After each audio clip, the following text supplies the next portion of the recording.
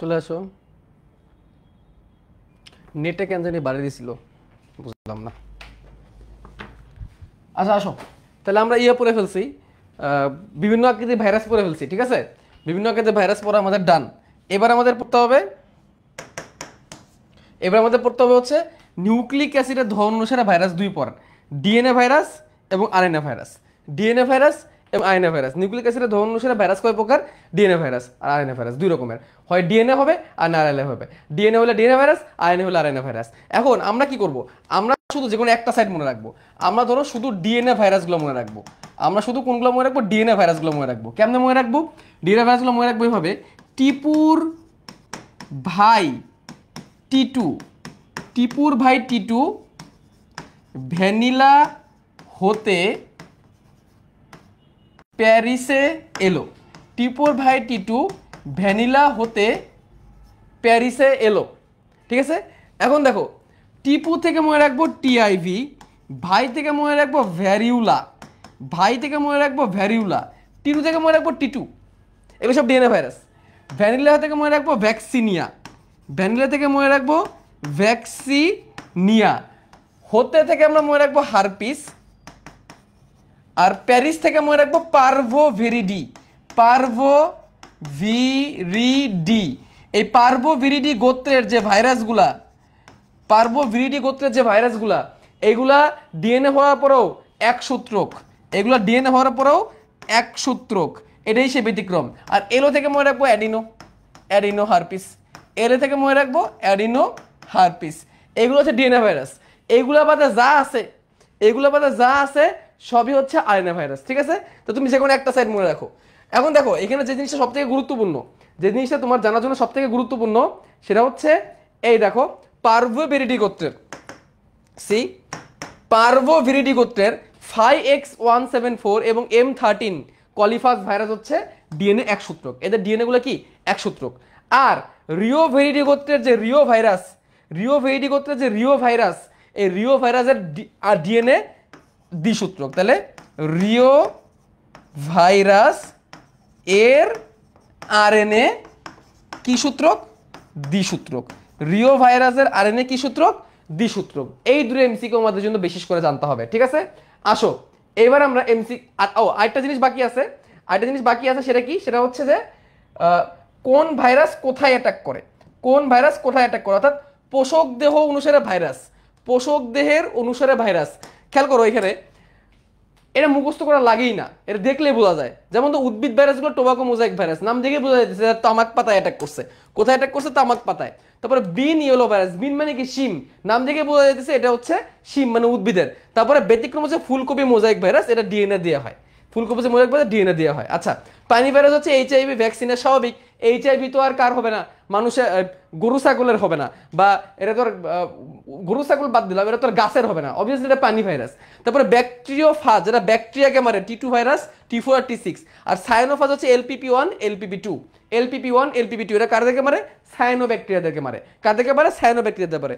এরপরে এক্সট্রা জেনে রাখো মাইকোফাজ, মাইকো দেখবা, যেখানে মাইকো শব্দটা দেখবা, যেখানে মাইকো শব্দটা দেখবা, বুঝবে এটা কাটে ইন্ডিকেট করতেছে, ছত্রাককে ইন্ডিকেট করতেছে। কোথাও যদি মাইকোফাজ, তাহলে তারা কাকে মারবে? ছত্রাককে আক্রমণ করবে। কাকে মারবে? ছত্রাককে আক্রমণ করবে। তো এখানে নাম দেখে আমি বুঝতে পারি, নাম দেখে বুঝতে পারি এটা আসলে কোনটা কাকে অ্যাটাক করতেছে, ঠিক আছে? এবার আসো, ইনফ্লুয়েঞ্জা ভাইরাসের আকৃতি কেমন? ইনফ্লুয়েঞ্জা ভাইরাসের আকৃতি কেমন? ভাইরাসের আকার থেকে প্রশ্ন আসছে। ইনফ্লুয়েঞ্জা ইঁদুরের ডিম, ইঁদুরের ডিম। ইনফ্লুয়েঞ্জা মনে রাখার টেকনিক কি ছিল? ইঁদুরের ডিম। তাহলে এটা কি আকৃতির ভাইরাস? ডিম্বাকার ভাইরাস। কি আকারের ভাইরাস? ডিম্বাকারের ভাইরাস, ঠিক আছে? কি আকারের ভাইরাস? ডিম্বাকারের ভাইরাস, ঠিক আছে? ওয়েবে স্টুডেন্টরা বুঝতেছো তো? ওকে, ডান। এরপরে টিএমবি কোন ধরনের virus? TMB tobacco mosaic virus কোন ধরনের? এটা কি টিপুর বাই টি2 ভ্যানিলা থেকে প্যারিসে এলো, এর মধ্যে পড়ে? পড়ে না। তাহলে কোন হ্যাঁ? এ এক আরএনএ ভাইরাস। হ্যাঁ, কি ভাইরাস এটা? এটা হচ্ছে আরএনএ ভাইরাস, কারণ এটা আরএনএ এর মধ্যে পড়ে, টিএনএ এর মধ্যে পড়ে না। তারপরে আসি, নিচের কোনটি আরএনএ ভাইরাস? ডাইরেক্ট জিজ্ঞাসা করছে কোনটি আরএনএ ভাইরাস। তাহলে কি টিপুর ভাই টি2 ভ্যানিলা হতে প্যারিসে এলো, এর মধ্যে পড়বে না।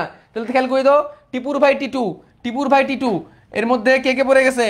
টিআইভি পড়ে গেছে, টি2 পড়ে গেছে। ভ্যালুলা পড়ে গেছে, বললো না কোনটা, টমেটোর বুশিস্টেন ভাইরাস, এটা পড়ে নাই। টমেটোর বুশিস্টেন ভাইরাস কি ভাইরাস? RNA virus. টমেটোর বুশিস্টেন ভাইরাস কি ভাইরাস? RNA virus. তারপরে কোনটি ভাইরাসের আরএনএ দ্বিসূত্রক? এই যে সেই প্রশ্ন, এগুলো কিন্তু বিভিন্ন বছর বিভিন্ন এগ্রিভার্সিটি থেকে আসছে, সেই প্রশ্নগুলো কিন্তু এগুলা। তাইলে কোন ভাইরাসের আরএনএ দ্বিসূত্রক? আরএনএ দ্বিসূত্রক আমি একটু আগে তোমাদের বলছি, রিও ভাইরাস, রিও ভিরিডি গোত্রের রিও ভাইরাস। জেনে রাখো, রিও ভিরিডি গোত্রের, রিও ভিরিডি, রিও ভিরিডি গোত্রের রিও ভাইরাস। রিও ভিরিডি কিসের নাম? রিও ভিরিডি একটা ফ্যামিলির নাম, ফ্যামিলি বা ভাইরাসের গোত্র। ওকে ডান। তারপরে প্রশ্ন, ছত্রাক আক্রমণকারী ভাইরাসকে কি বলে? মাইকোফাজ বলে। ছত্রাক আক্রমণকারী ভাইরাসকে কি বলে? মাইকোফাজ বলে। এটাও আমরা একটু আগে দেখে আসছি। ডান, শিখে ফেললাম। এরপরে যাই, আসো টোবাকো মোজাইক ভাইরাস। এবার আসি টোবাকো মোজাইক ভাইরাস, ডাইরেক্ট বইয়ের চিত্র, ডাইরেক্ট বইয়ের চিত্র। তামাক পাতার মোজাইক ভাইরাস, এটা একটা কি ভাইরাস? এটা একটা দণ্ডাকৃতির ভাইরাস। কেমনে? দাঁতে আলু আর মাংসের টুকরো, আমরা একটু আগে দেখে আসছি, আমরা একটু আগে দেখে আসছি, দাঁতে আলু আর মাংসের টুকরো, দাঁতে টুকরো, টুকরো টুকরো থেকে টোবাকো মোজাইক ভাইরাস। এটা কি ভাইরাস? দণ্ডাকৃতির ভাইরাস। এর দণ্ডাকৃতি তার মানে কি এরকম হবে, এর দৈর্ঘ্য বড় হবে, প্রস্থ কম হবে। মনে রাখবা, এর দৈর্ঘ্য প্রস্থের 17 গুণ, এর দৈর্ঘ্যটা প্রস্থের 17 গুণ, এর দৈর্ঘ্যটা প্রস্থের 17 গুণ। তারপরে আমরা জেনে আসছি এটা আরএনএ ভাইরাস। এটা কি ভাইরাস? RNA virus. এই যে আরএনএ, এর মাঝখান দিয়ে আরএনএ চলে গেছে, এটা কি ভাইরাস? RNA virus. এখন যেহেতু আরএনএ আছে, আরএনএ কে আমরা কি বলি? ক্যাপসিড। এখন একটা জিনিস খেয়াল করো, একটা জিনিস খেয়াল করো, এর প্রোটিনটা কেমন দেখো তো। এর প্রোটিনটা আঙ্গুরের থোকার মতো, নাই যে এর প্রোটিনটা আঙ্গুরের থোকার মতো, এই যে আঙ্গুরের থোকার মতো। আমরা জানি কি, প্রোটিন যখন খন্ড খন্ড হয়ে থাকে তাকে কি নামে ডাকে? বলো, প্রোটিন যখন খন্ড খন্ড হয়ে থাকে তাকে কি নামে ডাকে? কি নামে ডাকে? ক্যাপসুমিয়ার নামে ডাকে, ক্যাপসুমিয়ার। প্রোটিন যখন খন্ড খন্ড হয়ে থাকে তখন তাকে ক্যাপসুমিয়ার ডাকে। এর ক্যাপসুমিয়ার কয়টা? 2130 থেকে 2200টা, 2130 থেকে 2200টা ক্যাপসুমিয়ার থাকে। এখন দেখো ক্যাপসুমিয়ার কি দিয়ে তৈরি? ক্যাপসুমিয়ার অবভিয়াসলি প্রোটিন দিয়ে তৈরি। ক্যাপসুমিয়ার কি দিয়ে তৈরি? ক্যাপসুমিয়ার প্রোটিন দিয়ে তৈরি। আর প্রোটিন তৈরি হয় কি দিয়ে? প্রোটিন তৈরি হয় অ্যামিনো অ্যাসিড দিয়ে। অনেকগুলো অ্যামিনো অ্যাসিড একসাথে যুক্ত হলে কি তৈরি হয়? অনেকগুলো অ্যামিনো অ্যাসিড একসাথে তৈরি হলে এটাকে বলা হয় প্রোটিন। এখন কতগুলো অ্যামিনো অ্যাসিড হবে? 158টা। একটা ক্যাপসুমিয়ারে 158টা অ্যামিনো অ্যাসিড থাকবে, একটা ক্যাপসুমিয়ারে অ্যামিনো অ্যাসিড থাকবে 158টা। এখন দেখো, সে ডিএনএ ভাইরাস না আরএনএ ভাইরাস? বলো, সে ডিএনএ ভাইরাস না আরএনএ ভাইরাস? বলো, সে হচ্ছে একটা আরএনএ ভাইরাস। আরএনএ হলে তার কি থাকবে? নিউক্লিওটাইড থাকবে কতগুলা? 6500 নিউক্লিওটাইড, 6500 নিউক্লিওটাইড। আর তার দেহের 95% প্রোটিন, 5% হচ্ছে মাত্র আরএনএ। তাহলে তার দেহের 95% প্রোটিন, 5% আরএনএ। আর যেহেতু সে আরএনএ দিয়ে তৈরি, আরএনএ কি দিয়ে তৈরি হয়? নিউক্লিওটাইড দিয়ে তৈরি হয়। ডিএনএ কি দিয়ে তৈরি হয়? নিউক্লিওটাইড দিয়ে তৈরি হয়। তাহলে তার নিউক্লিওটাইড থাকবে, তার নিউক্লিওটাইড কতগুলো? 6500 টি। যেহেতু আরএনএ এক সূত্রক, এই জন্য টি। যদি ডিএনএ হইতো তাহলে আমরা জোড়াই বলতাম। দেখো নিউক্লিওটাইড কি, দেখো ডিএনএ গুলা কি দিয়ে তৈরি, আরএনএ গুলো কি দিয়ে তৈরি? নিউক্লিওটাইড দিয়ে তৈরি। একটা পর একটা, একটা পর একটা, একটা পর একটা নিউক্লিওটাইড যুক্ত হয়ে নিউক্লিওটাইডের চেইন তৈরি করে, তারপর সেটা হয়ে যায় এক সূত্রক চেইন। এরকম দুইটা সুতা হইলে ডিএনএ, একটা সুতা হইলে আরএনএ। আমরা যেহেতু আরএনএ পড়তেছি এই জন্য 6500 টি নিউক্লিওটাইড। ডিএনএ হইলে কি বলতাম? জোড়া বলতাম। ঠিক আছে? তারপরে আসো, এবার আমরা দেখবো হচ্ছে T2 ফাস। এবার আমরা দেখবো T2 ফাস। খেয়াল করো, এই হচ্ছে একটা T2 ফাজের গঠন, এই হচ্ছে একটা T2 ফাজের গঠন। T2 ফাজের দেহকে দুটো অংশে ভাগ করা যায়। T2 ফাজের দেহকে দুটো অংশে ভাগ করা যায়, মাথা এবং লেজ। এই দুটাকে দেহকে দুটো অংশে ভাগ করা যায়, মাথা এবং লেজ। এটা হচ্ছে তার মাথা, এটা হচ্ছে তার লেজ। মাথা এবং লেজ। মাথার ভিতরে কি থাকবে? একটা ডিএনএ থাকবে। কি ডিএনএ? দ্বিসূত্রক ডিএনএ। তাহলে মাথায় কি থাকবে? মাথায় ডিএনএ থাকবে। লেজ শুধুমাত্র প্রোটিন, লেজ শুধুমাত্র প্রোটিন। লেজ শুধুমাত্র কি দিয়ে তৈরি হবে? প্রোটিন দিয়ে তৈরি হবে। লেজে কিন্তু কোনো ডিএনএ থাকবে না। এই যে লেজ, লেজ শুধুমাত্র কি দিয়ে তৈরি? প্রোটিন দিয়ে তৈরি। লেজ শুধুমাত্র কি দিয়ে তৈরি? প্রোটিন দিয়ে তৈরি। ঠিক আছে? তারপরে দেখো, তারপরে দেখো এখানে কি বলছি? কলার আছে। কি আছে? কলার। কি আছে? কি আছে? কলার। তা লেজে কি থাকবে? লেজে একটা কলার থাকবে। লেজে কি থাকবে? একটা কলার থাকবে। লেজের নিচে কি থাকবে? দেখো একটা বেস প্লেট থাকবে। লেজের নিচের দিকে একটা বেস প্লেট থাকবে। ঠিক আছে? বেস প্লেট, লেজের নিচের দিকে থাকবে একটা বেস প্লেট, একটা প্লেটের মতো। ঠিক আছে? এই বেস প্লেটের মধ্যে বসার জন্য থাকবে স্পর্শক তন্তু। বসার জন্য থাকবে কি? 6টি স্পর্শক তন্তু, 6টি স্পর্শক তন্তু। বসার জন্য কি থাকবে? 6টি স্পর্শক তন্তু থাকবে। এই স্পর্শক তন্তু দিয়ে নিচে সে যে ঢুকবে, সে যে আক্রমণ করবে কি দিয়ে? খোঁচা দিবে, স্পাইক দিয়ে। থাকবে বেশ কয়েকটি স্পাইক, থাকবে বেশ কয়েকটি স্পাইক, স্পাইক দিয়ে সে ব্যাকটেরিয়াকে ফুটা করবে, কারণ সে ব্যাকটেরিয়াকে অ্যাটাক করে। ঠিক আছে, এই হচ্ছে টি2 ব্যাকটেরিওফাজের বেসিক গঠন। এখন আসো মাথার মধ্যে দেখি আমরা। আহা, আজকে স্লাইড আমার একেবারে পুরো মেরে দিছে, স্লাইড একদম পুরো আমারে মেরে দিছে। তোমাদের স্লাইড পরে আবার দিয়ে দিব না, সমস্যা নাই, স্লাইড ঠিক করে আবার দিয়ে দিব না, আজকে আমার স্লাইড আসলে কি হইলো আমি নিজেও বুঝলাম না। স্লাইডের সাইজ এরকম, মনটাই খারাপ হয়ে গেলো, সব সমস্যা আজকে একদিনে। আসো মাথায় দেখি।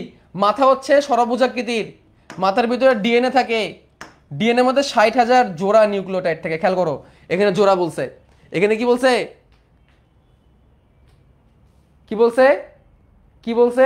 60,000 জোড়া নিউক্লিওটাইড থাকবে। কতগুলো থাকবে? 60,000 জোড়া নিউক্লিওটাইড থাকবে, 60,000 জোড়া, নট টি।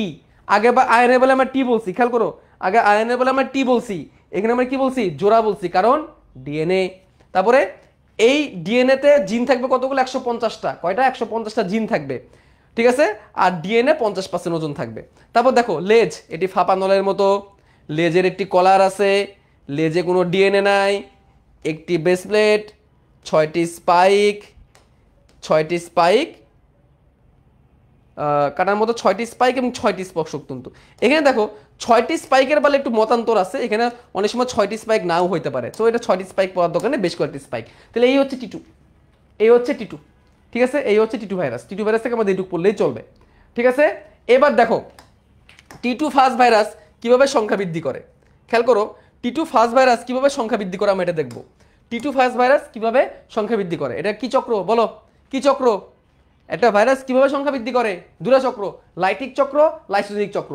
পরীক্ষায় এই প্রসেস আসবে না তোমার, এই প্রসেস পরীক্ষায় কখনো আসবে না, ঠিক আছে। কি বললাম? পরীক্ষায় এই প্রসেস আসবে না। পরীক্ষায় কি আসবে? টি2 ভাইরাস কিভাবে সংখ্যা বৃদ্ধি করে? লাইটিক চক্রের মাধ্যমে সংখ্যা বৃদ্ধি করে। কিভাবে সংখ্যা বৃদ্ধি করে? লাইটিক চক্রের মাধ্যমে সংখ্যা বৃদ্ধি করে, ঠিক আছে।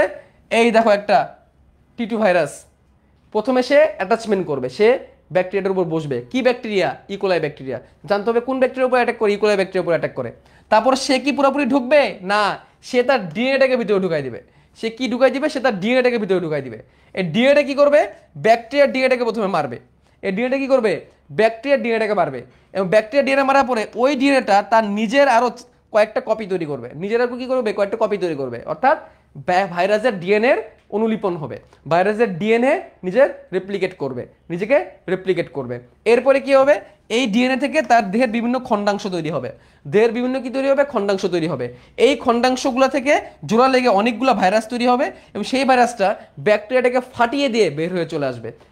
সেই ভাইরাসটা কি করবে? ব্যাকটেরিয়াটাকে ফাটিয়ে দিয়ে বের হয়ে চলে আসবে। যদি ব্যাকটেরিয়াটাকে ফাটিয়ে দিয়ে বের হয়ে চলে আসছে, এই জন্য এই চক্রের নাম কি চক্র?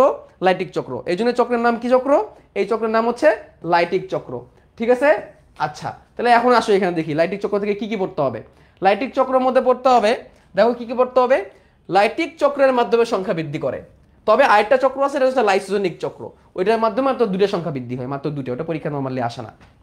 দেখো কয়টি ধাপে হয়? 5টি ধাপ, এবং 30 মিনিটে 300টা নতুন ভাইরাস তৈরি হতে পারে। 30 মিনিটে কয়টা নতুন ভাইরাস তৈরি হতে পারে? 300টা নতুন ভাইরাস তৈরি হতে পারে। দাগানোর দরকার নেই, যা স্লাইড দিব পুরোটাই পড়বা, আমি এমনি দাগাই দিচ্ছি। তাহলে দেখো একটা ভাইরাস ঢোকার পরে নতুন ভাইরাস মুক্ত হয় কতগুলা? বলো কতগুলা? একটা ভাইরাস ঢোকার পরে ব্যাকটেরিয়াকে মেরে দিয়ে কতগুলো নতুন ভাইরাস তৈরি হয়? 300টা। কয়টা? 300টি নতুন ভাইরাস তৈরি হয়। এখন দেখো ধাপগুলোর নাম কি। প্রথমে সংযুক্তি, প্রথমে ভাইরাসটা বসে কার উপরে? ব্যাকটেরিয়ার উপরে। তারপরে ফার্স্ট ডিএনএ প্রবেশ, কি করে? ডিএনএটা ভিতরে প্রবেশ করে, ভাইরাসটা না। তারপরে কি? অনুলিপন, ডিএনএটা তাকে নিজেকে কি করে? রেপ্লিকেট করে, অনেকগুলো তৈরি করে। তারপর দেহের বিভিন্ন অংশ তৈরি হবে, সেগুলো একত্রিত হয় এবং নতুন ভাইরাস মুক্তি হয়। এই 5 ধাপে হয়। তাহলে জানতে হবে কয় ধাপে হয়? 5 ধাপে হয়। জানতে হবে কয় ধাপে হয়? 5 ধাপে হয়। জানতে হবে কয় ধাপে হয় স্যার? 5 ধাপে হয়। কয় ধাপে হয় স্যার? 5 ধাপে হয়। ডান। পরের টি2 ব্যাকটেরিওফাজ কি বলো? টি2 ব্যাকটেরিওফাজ কি? টি2 ব্যাকটেরিওফাজ কি? টি2 ব্যাকটেরিওফাজ একটা ভাইরাস। টি2 ব্যাকটেরিওফাজ একটা ভাইরাস, যে কাকে অ্যাটাক করে? ইকোলাই ব্যাকটেরিয়াকে অ্যাটাক করে। ইকোলাই ব্যাকটেরিয়াকে অ্যাটাক করে। ইকোলাই ব্যাকটেরিয়াকে আক্রমণ করে। কোন চক্রে? লাইটিক চক্র। এখন তোমরা কিছু জিনিস আরো জানো। কিছু জিনিস আরও জন্য। এখন ভাইরাসটা যদি T2 না হয়ে ল্যামডা ফাজ ভাইরাস হয় এবং সে যদি ইকোলাইকে অ্যাটাক করে, তাহলে কোন চক্র চলবে বলো? তাহলে চলবে লাইসোজেনিক চক্র। তাহলে কোন চক্র চলবে স্যার? তাহলে চলবে লাইসোজেনিক চক্র। কি চক্র হবে স্যার? লাইসোজেনিক চক্র। লাইসোজেনিক চক্রে কি তৈরি হবে? প্রোফাস তৈরি হবে। লাইসোজেনিক চক্রে কি তৈরি হবে? প্রোফাস তৈরি হবে। What is prophase? কি হবে দেখো, এই হচ্ছে ব্যাকটেরিয়া, এই হচ্ছে ব্যাকটেরিয়ার ডিএনএ, এবং এটার উপরে কে বসছে? এটার উপরে ভাইরাসটা বসছে। ভাইরাস তার ডিএনএটাকে কোথায় ঢুকে দিল? ব্যাকটেরিয়ার ডিএনএতে ঢুকাই দিল, ব্যাকটেরিয়ার ডিএনএর ভিতরে ঢুকাই দিল ভাইরাসের ডিএনএটাকে। নর্মালি কি হয়? নর্মালি ভাইরাসের ডিএনএ ব্যাকটেরিয়া ডিএনএটাকে মেরে ফেলে। এখন এখানে কি হবে জানো? এখানে তা হবে না, এখানে অন্য ঘটনা ঘটবে। কি ঘটনা ঘটবে? এই হচ্ছে ব্যাকটেরিয়াটা, ভাইরাসটা বাইরে আছে উইদাউট হিজ ডিএনএ। ব্যাকটেরিয়াটা কি করবে? ব্যাকটেরিয়াটা ভাইরাসের ডিএনএর সাথে মিলিত হয়ে যাবে। এই জিনিসটার নামই হবে প্রোফাস। কি? প্রোফাস। এবার ব্যাকটেরিয়াটা বিভাজন করবে এবং সেখানে প্রোফাসটাও দুই ভাগে ভাগ হবে। এরপরের ধাপে কি হবে দেখো, এরপরের ধাপে ব্যাকটেরিয়াটা একটা থেকে দুইটায় পরিণত হবে, মাঝখানে প্রোফাসটাও ডুপ্লিকেট হবে, অর্থাৎ একটা থেকে দুইটা হবে। তাহলে এখানে চক্রটা কেমনে হইলো? এই দিক থেকে এই দিকে, এই দিক থেকে এই দিকে, ঠিক আছে? তাহলে এখানে একটা থেকে দুইটা হইলো, এর বেশি কিন্তু না। এবং ভাইরাসের ডিএনএ ব্যাকটেরিয়া ডিএনএ কিন্তু মিলে গেল। এখানে কিন্তু মাত্র 2টা জেনারেশন হবে, এর থেকে বেশি হবে না। এটা খুব হালকা প্রকৃতির, মৃদু প্রকৃতির আক্রমণ। আর লাইটিক চক্র আমরা যেটা দেখলাম একটু আগে, ওটা খুব কি প্রকৃতির আক্রমণ? তীব্র প্রকৃতির আক্রমণ, ঠিক আছে? এটা মৃদু প্রকৃতির আক্রমণ। তাহলে লাইসোজেনিক চক্রের আক্রমণটা কেমন? মৃদু আক্রমণ। লাইটিক চক্রের আক্রমণটা কেমন? অনেক তীব্র আক্রমণ। লাইটিক চক্রে কে অ্যাটাক করে? T2 virus. কাকে অ্যাটাক করে? ইকোলাইকে। লাইসোজেনিক চক্রে কে অ্যাটাক করে? ল্যামডা ফাজ ভাইরাস। কাকে অ্যাটাক করে? ইকোলাইকে। লাইটিক চক্রে 5টা ধাপ হয়, 30 মিনিটে 300টা ভেরিয়েশন তৈরি হয়। লাইসোজেনিক চক্রে নতুন ভেরিয়েন্ট তৈরি হয় না, ব্যাকটেরিয়া ভাইরাসের ডিএনএ মিলে প্রোফাস তৈরি হয়। কয়টা? সর্বোচ্চ 2টা। হয়ে গেছে? ক্লিয়ার? বুঝছি? পারবো? বলো পারবো কিনা? পারে যদি। এবার দেখো, আসো, বেশ কয়েকটা রোগের নাম, কাকে অ্যাটাক করে এবং ভাইরাসের নাম এখানে দেওয়া আছে। বেশ কয়েকটা রোগের নাম, কাকে অ্যাটাক করে এবং ভাইরাসের নামগুলো দেওয়া আছে। এর মধ্যে তোমরা তামাকের মোজাইক রোগটা পড়বা, ধানের টুংরো রোগটা পড়বা, টমেটোর বুশিস্টান রোগটা পড়বা, কলার বাঞ্চিটপটা পড়বা, ফুট অ্যান্ড মাউথ রোগটা পড়বা গবাদি পশুর, কুকুরো বিড়ালের জলাতঙ্ক, এইগুলাকে একটু ভালো করে পড়বা, ঠিক আছে? ঠিক আছে? আচ্ছা, তারপরে কোন ভাইরাস দেখো, তামাকের মোজাইক রোগ হয় টোবাকো মোজাইক ভাইরাসের কারণে, ধানের টুংরো রোগ হয় টুংরো ভাইরাসের কারণে, টমেটোর বুশিস্টেন রোগ হয় বুশিস্টেন ভাইরাসের কারণে, কলার বাঞ্চিটপ রোগ হয় কলার বাঞ্চিটপ ভাইরাসের কারণে। এখন দেখো, এই কলার বাঞ্চিটপ ভাইরাস এটা অলরেডি এগ্রিতে আসছে, টমেটোর বুশিস্টেন ভাইরাস এটা অলরেডি এগ্রিতে আসছে, ধানের টুংরো ভাইরাস এটাও অলরেডি এগ্রিতে আসছে, তামাকের মোজাইক ভাইরাস এটা অলরেডি এগ্রিতে আসছে। একটু আগে একজন প্রশ্ন কমেন্ট করতেছিল, ভাইয়া এটা কি এগ্রিতে আসবে? আপনি যে দিলেন এগুলো কি এগ্রিতে আসবে? এত ডিপলি কি এগ্রিতে আসবে? এই যে দেখেন, দেখাই দিলাম, এগুলো এগ্রিতে আসছে। এগ্রিকালচার রিলেটেড যে কোনো কিছু আসবে, ঠিক আছে? আসবে। তারপরে দেখো, আরো কিছু ভাইরাসের নাম দেওয়া আছে। এর মধ্যে ইনফ্লুয়েঞ্জাটা পড়বা, ইনফ্লুয়েঞ্জাটা এগ্রিতে আসছে, ইনফ্লুয়েঞ্জা ভাইরাস ইনফ্লুয়েঞ্জা তৈরি করে। তারপরে ভাইরাল হেপাটাইটিস এটা আসছে, এটা পড়বা। তারপরে ডেঙ্গুটা পড়বা, ডেঙ্গুর ভাইরাসের নাম কি। তারপরে জলাতঙ্ক এটা অলরেডি আসছে, এটা এগ্রিতে আসছে, এটা পড়বা, ঠিক আছে? এগুলো পড়তেই হবে। তাই দেখো, ইনফ্লুয়েঞ্জা কি করে? ইনফ্লুয়েঞ্জা ভাইরাস ইনফ্লুয়েঞ্জা রোগ তৈরি করে। তারপরে জন্ডিস তৈরি করে হেপাটাইটিস ভাইরাস, HIV এইডস তৈরি করে। তারপরে হাম তৈরি করে রুবিউলা, ফ্ল্যাপি ভাইরাস তৈরি করে ডেঙ্গু, র্যাবিসের ভাইরাস তৈরি করে জলাতঙ্ক। এই র্যাবিসের ভাইরাস জলাতঙ্ক তৈরি করে, এটা কয়েকবার এগ্রিতে আসছে, ঠিক আছে? তারপর দেখো, আরো কিছু আছে। সোয়াইন ফ্লু সংকেত H1N1, ব্লাড ফ্লু সংকেত H5N1 জানতে হবে। সোয়াইন ফ্লু সংকেত কি, বার্ড ফ্লু সংকেত কি, এটা জানতে হবে। সোয়াইন ফ্লু সংকেত কি, বার্ড ফ্লু সংকেত কি জানতে হবে। তারপরে হচ্ছে কোষ ভেঙে কোষ ফেটে মানুষ মারা যায় কোন রোগে? ইবোলা ভাইরাস, যেটা জানতে হবে। ইবোলা ভাইরাসে এটাকে কোষ ফেটে মানুষ মারা যায়, কোষ ফেটে মানুষ মারা যায় কোন ভাইরাসে? ইবোলা ভাইরাসে। কোন ভাইরাসে?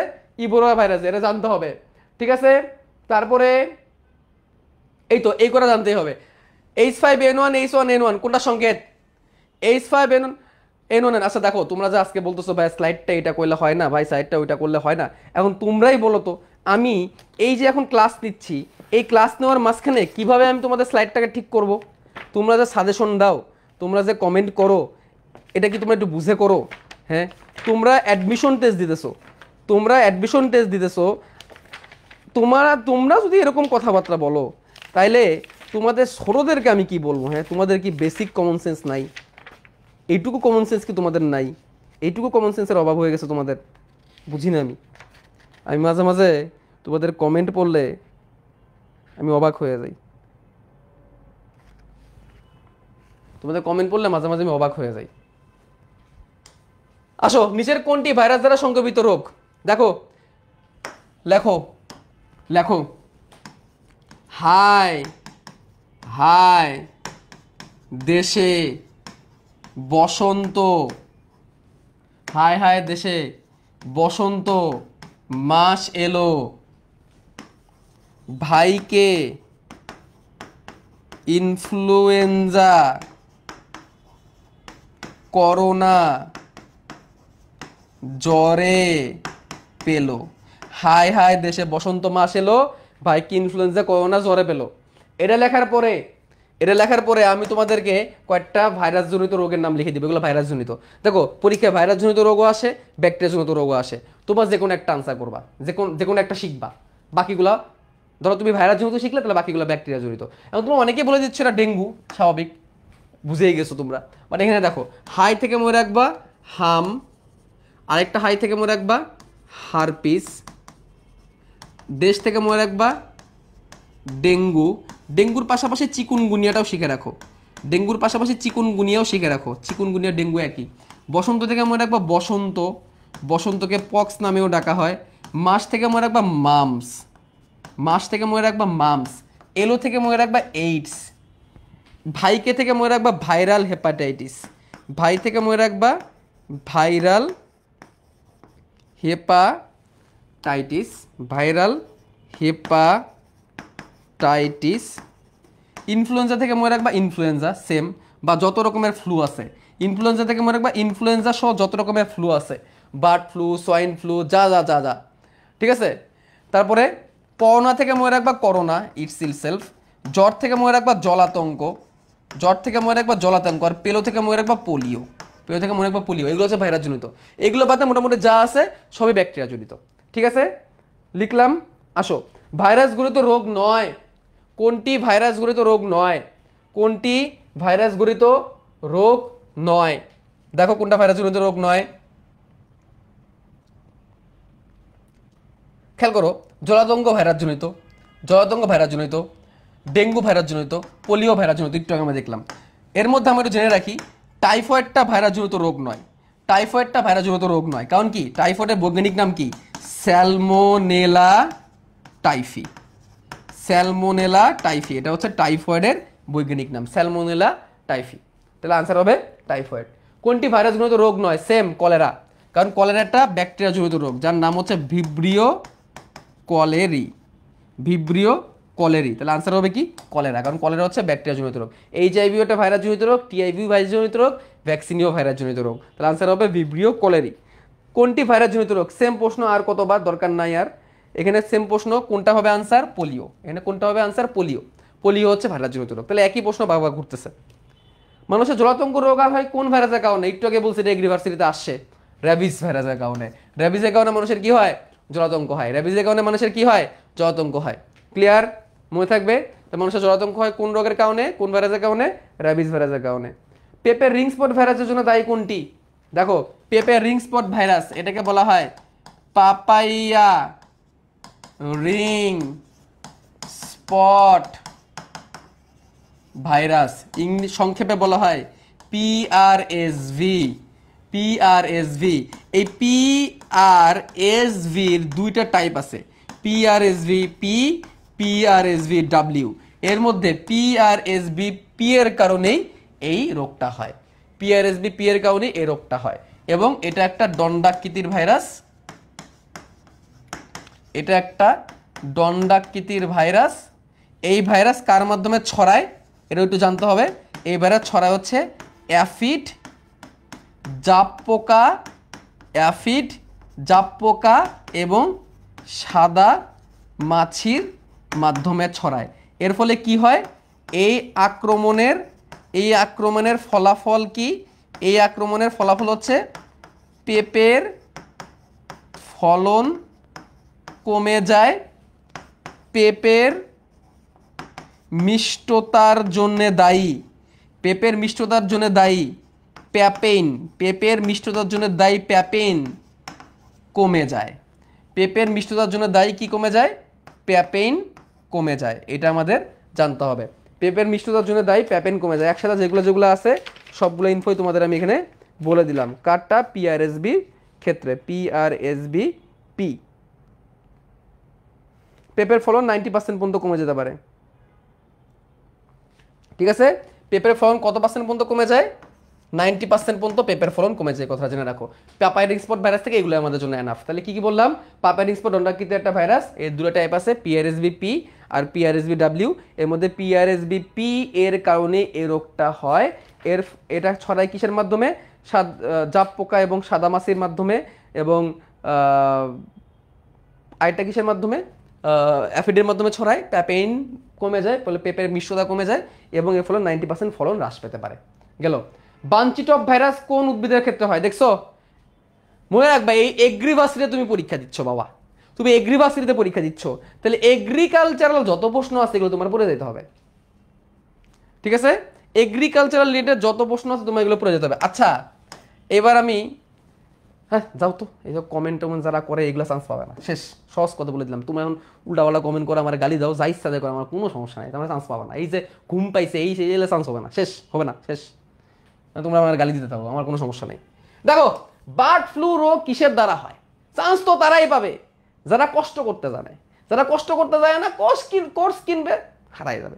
তোমরা যারা কষ্ট করবা তারা চান্স পাবো। চান্স পাওয়ার জন্যই এই স্লাইড তৈরি করছি। দেখো, বার্ড ফ্লু ভাইরাস কিসের দ্বারা হয়? ভাইরাস দ্বারা হয়, আর ভিতরে যাওয়ার দরকার নেই, আর ভিতরে যাওয়ার দরকারই নেই, এখানে আনসার চলে আসে। দেখো, এই টাইপের প্রশ্ন, সহজ সহজ প্রশ্ন, এগুলো কৃষিতে করে, এইগুলা কৃষিতে করে। ভাই, কৃষির জন্য এই চ্যাপ্টার অনেক গুরুত্বপূর্ণ, কারণ এগ্রিকালচারে এই রোগ জীবাণু নিয়ে অনেক আলোচনা হয় রে ভাই, অনেক আলোচনা হয়। আসো, এবার স্লাইড তো ছোট হয়ে গেছে, আমি সমস্যা নাই, আমি স্লাইড বড় করে দিচ্ছি। আসো, দেখো কি বলছে, ডেঙ্গু। ডেঙ্গু নিয়ে একটু জানি। ডেঙ্গু একটি ভাইরাস জনিত রোগ। প্রথম কথা, ডেঙ্গু কি জনিত রোগ? ভাইরাস জনিত রোগ। ডেঙ্গুর ভাইরাসের নাম কি? ফ্ল্যাবি ভাইরাস এবং ডেঙ্গি ভাইরাস, এটা জানতে হবে। ডেঙ্গু একটা ফ্ল্যাবি ভাইরাস, এটা জানতে হবে। ফ্ল্যাবি ভাইরাস এটা একটা আরএনএ ভাইরাস, এটা মুখস্থ করার দরকার নাই, এটা আমরা এমনিই জানি, এটা আরএনএ ভাইরাস। ডেঙ্গু কোন মশার মাধ্যমে ছড়ায়? এডিস অ্যাজিপ্টি। আর এটা লিখে রাখো, এডিস অ্যালবোপিক্টাস, এডিস অ্যাজিপ্টি এবং এডিস অ্যালবোপিক্টাস এর মাধ্যমে ছড়ায়। এডিস অ্যাজিপ্টি, এডিস অ্যালবোপিক্টাসের মাধ্যমে ছড়ায়। ডেঙ্গু 3 রকমের, সাধারণ dengue, haemorrhagic dengue, dengue shock syndrome, জানতে হবে। ডেঙ্গু কয় রকমের? ডেঙ্গু 3 রকমের, সাধারণ ডেঙ্গু, হেমোরেজিক ডেঙ্গু এবং ডেঙ্গু শক সিনড্রোম। ডেঙ্গু কয় রকমের? 3 রকমের, সাধারণ ডেঙ্গু, হেমোরেজিক ডেঙ্গু এবং কি ডেঙ্গু শক সিনড্রোম। বারবার বলতেছি কিন্তু কথাগুলা, 3 রকমের ডেঙ্গু আছে। ঠিক আছে, সাধারণ ডেঙ্গুকে হাড় ভাঙা জ্বর বলে, লিখে রাখো। সাধারণ ডেঙ্গুকে হাড় ভাঙা জ্বর বলে, হাড় ভাঙা জ্বর বলে। এই ক্ষেত্রে জ্বর 103 থেকে 105 ডিগ্রি হয়ে যায় এবং শরীরে র্যাশ হয়। এটা একটা বড়, শরীরে র্যাশ হয়, এটা একটা বড় উদাহরণ ডেঙ্গু বুঝার। এবং জয়েন্ট পেন হয়, এবং কি হয়? জয়েন্ট পেন, এটা হাড় ভাঙা জ্বর দেখলে বুঝবো। হেমোরেজিক ডেঙ্গুতে কি হয়? রক্তক্ষরণ হয়, দেহের মধ্যে রক্তক্ষরণ হয়, চোখ, কান, নাক লাল হয়ে যায় এবং রক্তক্ষরণ হয়, চোখ কান নাক লাল হয়ে যায় এবং রক্তক্ষরণ হয়। ডেঙ্গু শক সিনড্রোমে কি হয়? হিমো কনসেন্ট্রেশন হয়, হিমো কনসেন্ট্রেশন হয়, রক্তের ঘনত্ব বেড়ে যায় এবং মানুষ শকে মারা যায়। ঠিক আছে, তারপরে দেখো, কি কি পরীক্ষার মাধ্যমে তুমি করতে পারো? সেরোলজি পরীক্ষা করতে পারো, রক্তে অ্যান্টিবডি এম বেড়ে যাবে, ইমিউনোগ্লোবুলিন এম, এই এম অ্যান্টিবডি বেড়ে যাবে, এটা অলরেডি এগ্রিতে আসছে। ডেঙ্গু হইলে কোন অ্যান্টিবডি বেড়ে যায়? ইমিউনোগ্লোবুলিন এম বেড়ে যায়। কোন অ্যান্টিবডি বেড়ে যায়? ইমিউনোগ্লোবুলিন এম বেড়ে যায়। অনুচক্রিকার সংখ্যা 1.5 লাখের নিচে নেমে যায়, এটা দেখে দেবে তোমাদের গুচ্ছতে চলে আসছে, এগ্রিতে না আসলো গুচ্ছতে চলে আসছে, অনুচক্রিকার সংখ্যা 1.5 লাখের নিচে নেমে যায়। এবং রক্তকণিকা কালচার করেও তুমি জানতে পারবা তোমার ডেঙ্গু হয়েছে কিনা। 3টা পদ্ধতিতে দেখো, 3 রকমের ডেঙ্গু 3টা পদ্ধতি তুমি জানতে পারবা। 3 রকমের ডেঙ্গু 3টা পদ্ধতি, সেরোলজি, প্লাটেলেট কাউন্ট এবং সেল কালচার, এই 3টা পদ্ধতি তুমি জানতে পারবা। ক্লিয়ার? ডান? বুঝছি। এর বাইরে তেমন কিছু লাগবে না। ইমিউনোগ্লোবুলিন জি কি? হায় রে, এই সময় এসে যদি জিজ্ঞাসা করো ইমিউনোগ্লোবুলিন জি মানে কি, আইজিএম মানে হচ্ছে ইমিউনোগ্লোবিউলিন, ইমিউনোগ্লোবিউলিন এম। এরকম 5 রকমের ইমিউনোগ্লোবুলিন আছে, GAMED, এই 5টা ইমিউনোগ্লোবুলিন আছে, এই 5টা ইমিউনোগ্লোবুলিন আছে। এই ইমিউনোগ্লোবুলিন মানে আর কিছুই না, অ্যান্টিবডি। ইমিউনোগ্লোবুলিন মানে কিছুই না, অ্যান্টিবডি। 5টা অ্যান্টিবডি আছে, এইগুলো যদি এখন শিখাইতে হয় গেল। ডেঙ্গু রোগের জীবাণু বাহক কে? এডিস মশা। ডেঙ্গু রোগের জীবাণু বাহক কে? এডিস মশা।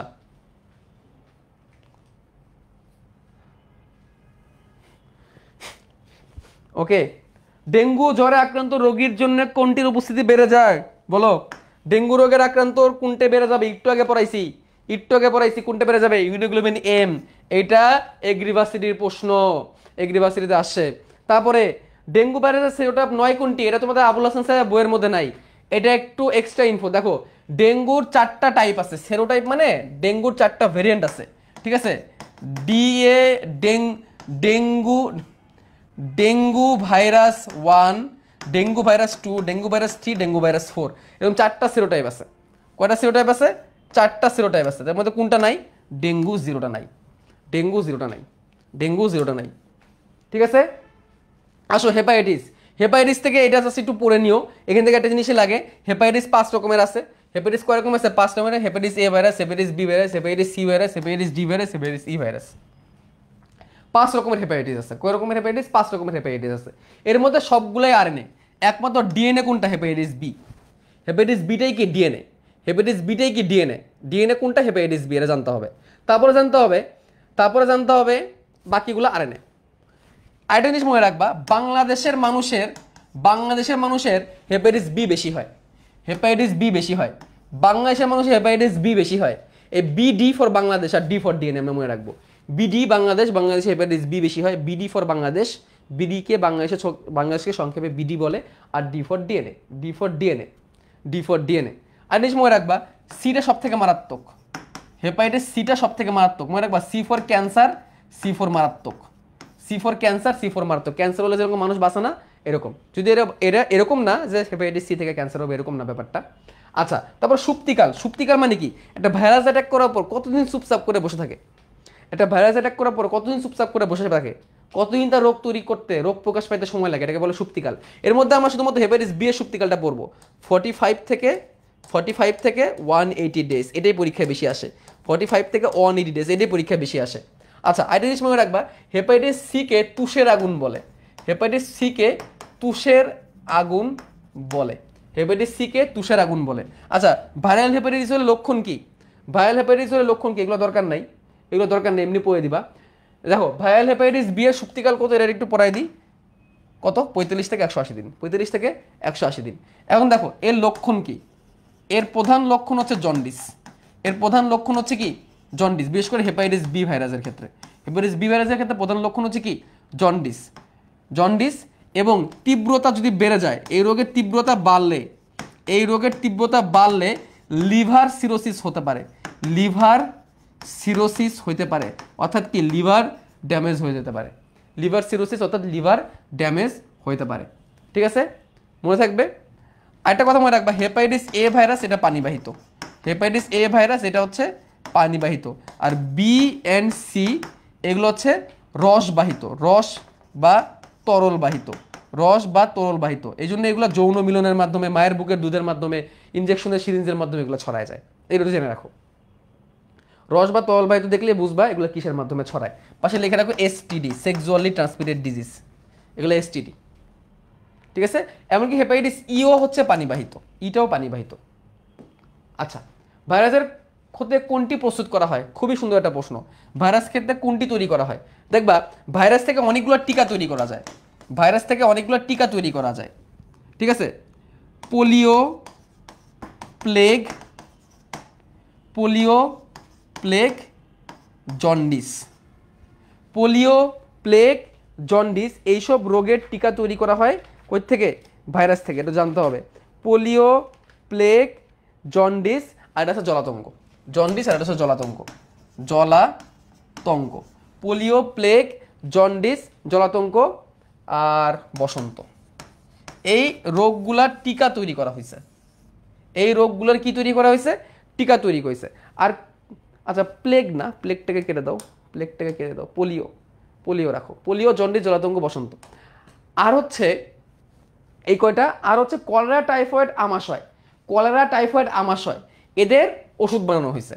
কলেরা, টাইফয়েড, আমাশয় এদের ওষুধ বানানো হয়েছে। এইখানেই স্টুডেন্টরা প্যাচ লাগায় বেশি। দেখো ওষুধ মানে কি? ওষুধ মানে তোমার রোগ হয়েছে, এখন তুমি কেমন সুস্থ হবা। আর টিকা মানে কি? টিকা মানে কি? টিকা মানে হচ্ছে তুমি আগে থেকে তৈরি করে রাখছো যাতে তোমার রোগটা না হয়। তাহলে এখানে আনসার হবে জন্ডিসের টিকা। কলেরার টিকা বানানো যায় না, কলেরার ওষুধ বানানো যায়, টাইফয়েডের ওষুধ বানানো যায়, যক্ষার ওষুধ বানানো যায়, টিকা না, ঠিক আছে? জন্ডিসের টিকা বানানো যায়, ঠিক আছে? তো দেখো ভাইরাসের উপকারিতার মধ্যে এখানে একটু আমরা আসি। ভাইরাসের উপকারিতা এখানে দেওয়া আছে। ভাইরাসের উপকারিতা দেখলে আমরা বুঝতে পারবো। এখানে এই যে বসন্ত, পোলিও, জলাতঙ্ক, জন্ডিস এদের টিকা বানানো হয়েছে। বসন্ত, পোলিও, জলাতঙ্ক, জন্ডিসের টিকা বানানো হয়েছে, ঠিক আছে? জন্ডিসের টিকা, ওকে। আর বাকিগুলোর হচ্ছে ওষুধ। তারপর দেখো জেনেটিক ইঞ্জিনিয়ারিংয়ে ভাইরাস ব্যবহার করা হচ্ছে। তারপর দেখো ব্রোকেন টিউলিপ, এটা গুরুত্বপূর্ণ, এটা এমসিকিউতে আসে। লাল টিউলিপ ফুলে ভাইরাস আক্রমণের ফলে সাদা সাদা লম্বা দাগ পড়ে, এর ফলে ফুলের সৌন্দর্য এবং ফুলের দামও বেড়ে যায়। এই ফুলগুলোকে বলা হয় ব্রোকেন টিউলিপ, এটাকে বলা হয় ব্রোকেন টিউলিপ। এটা পরীক্ষায় আসে। ব্রোকেন টিউলিপ তৈরি করতে কি ব্যবহার করা হয়?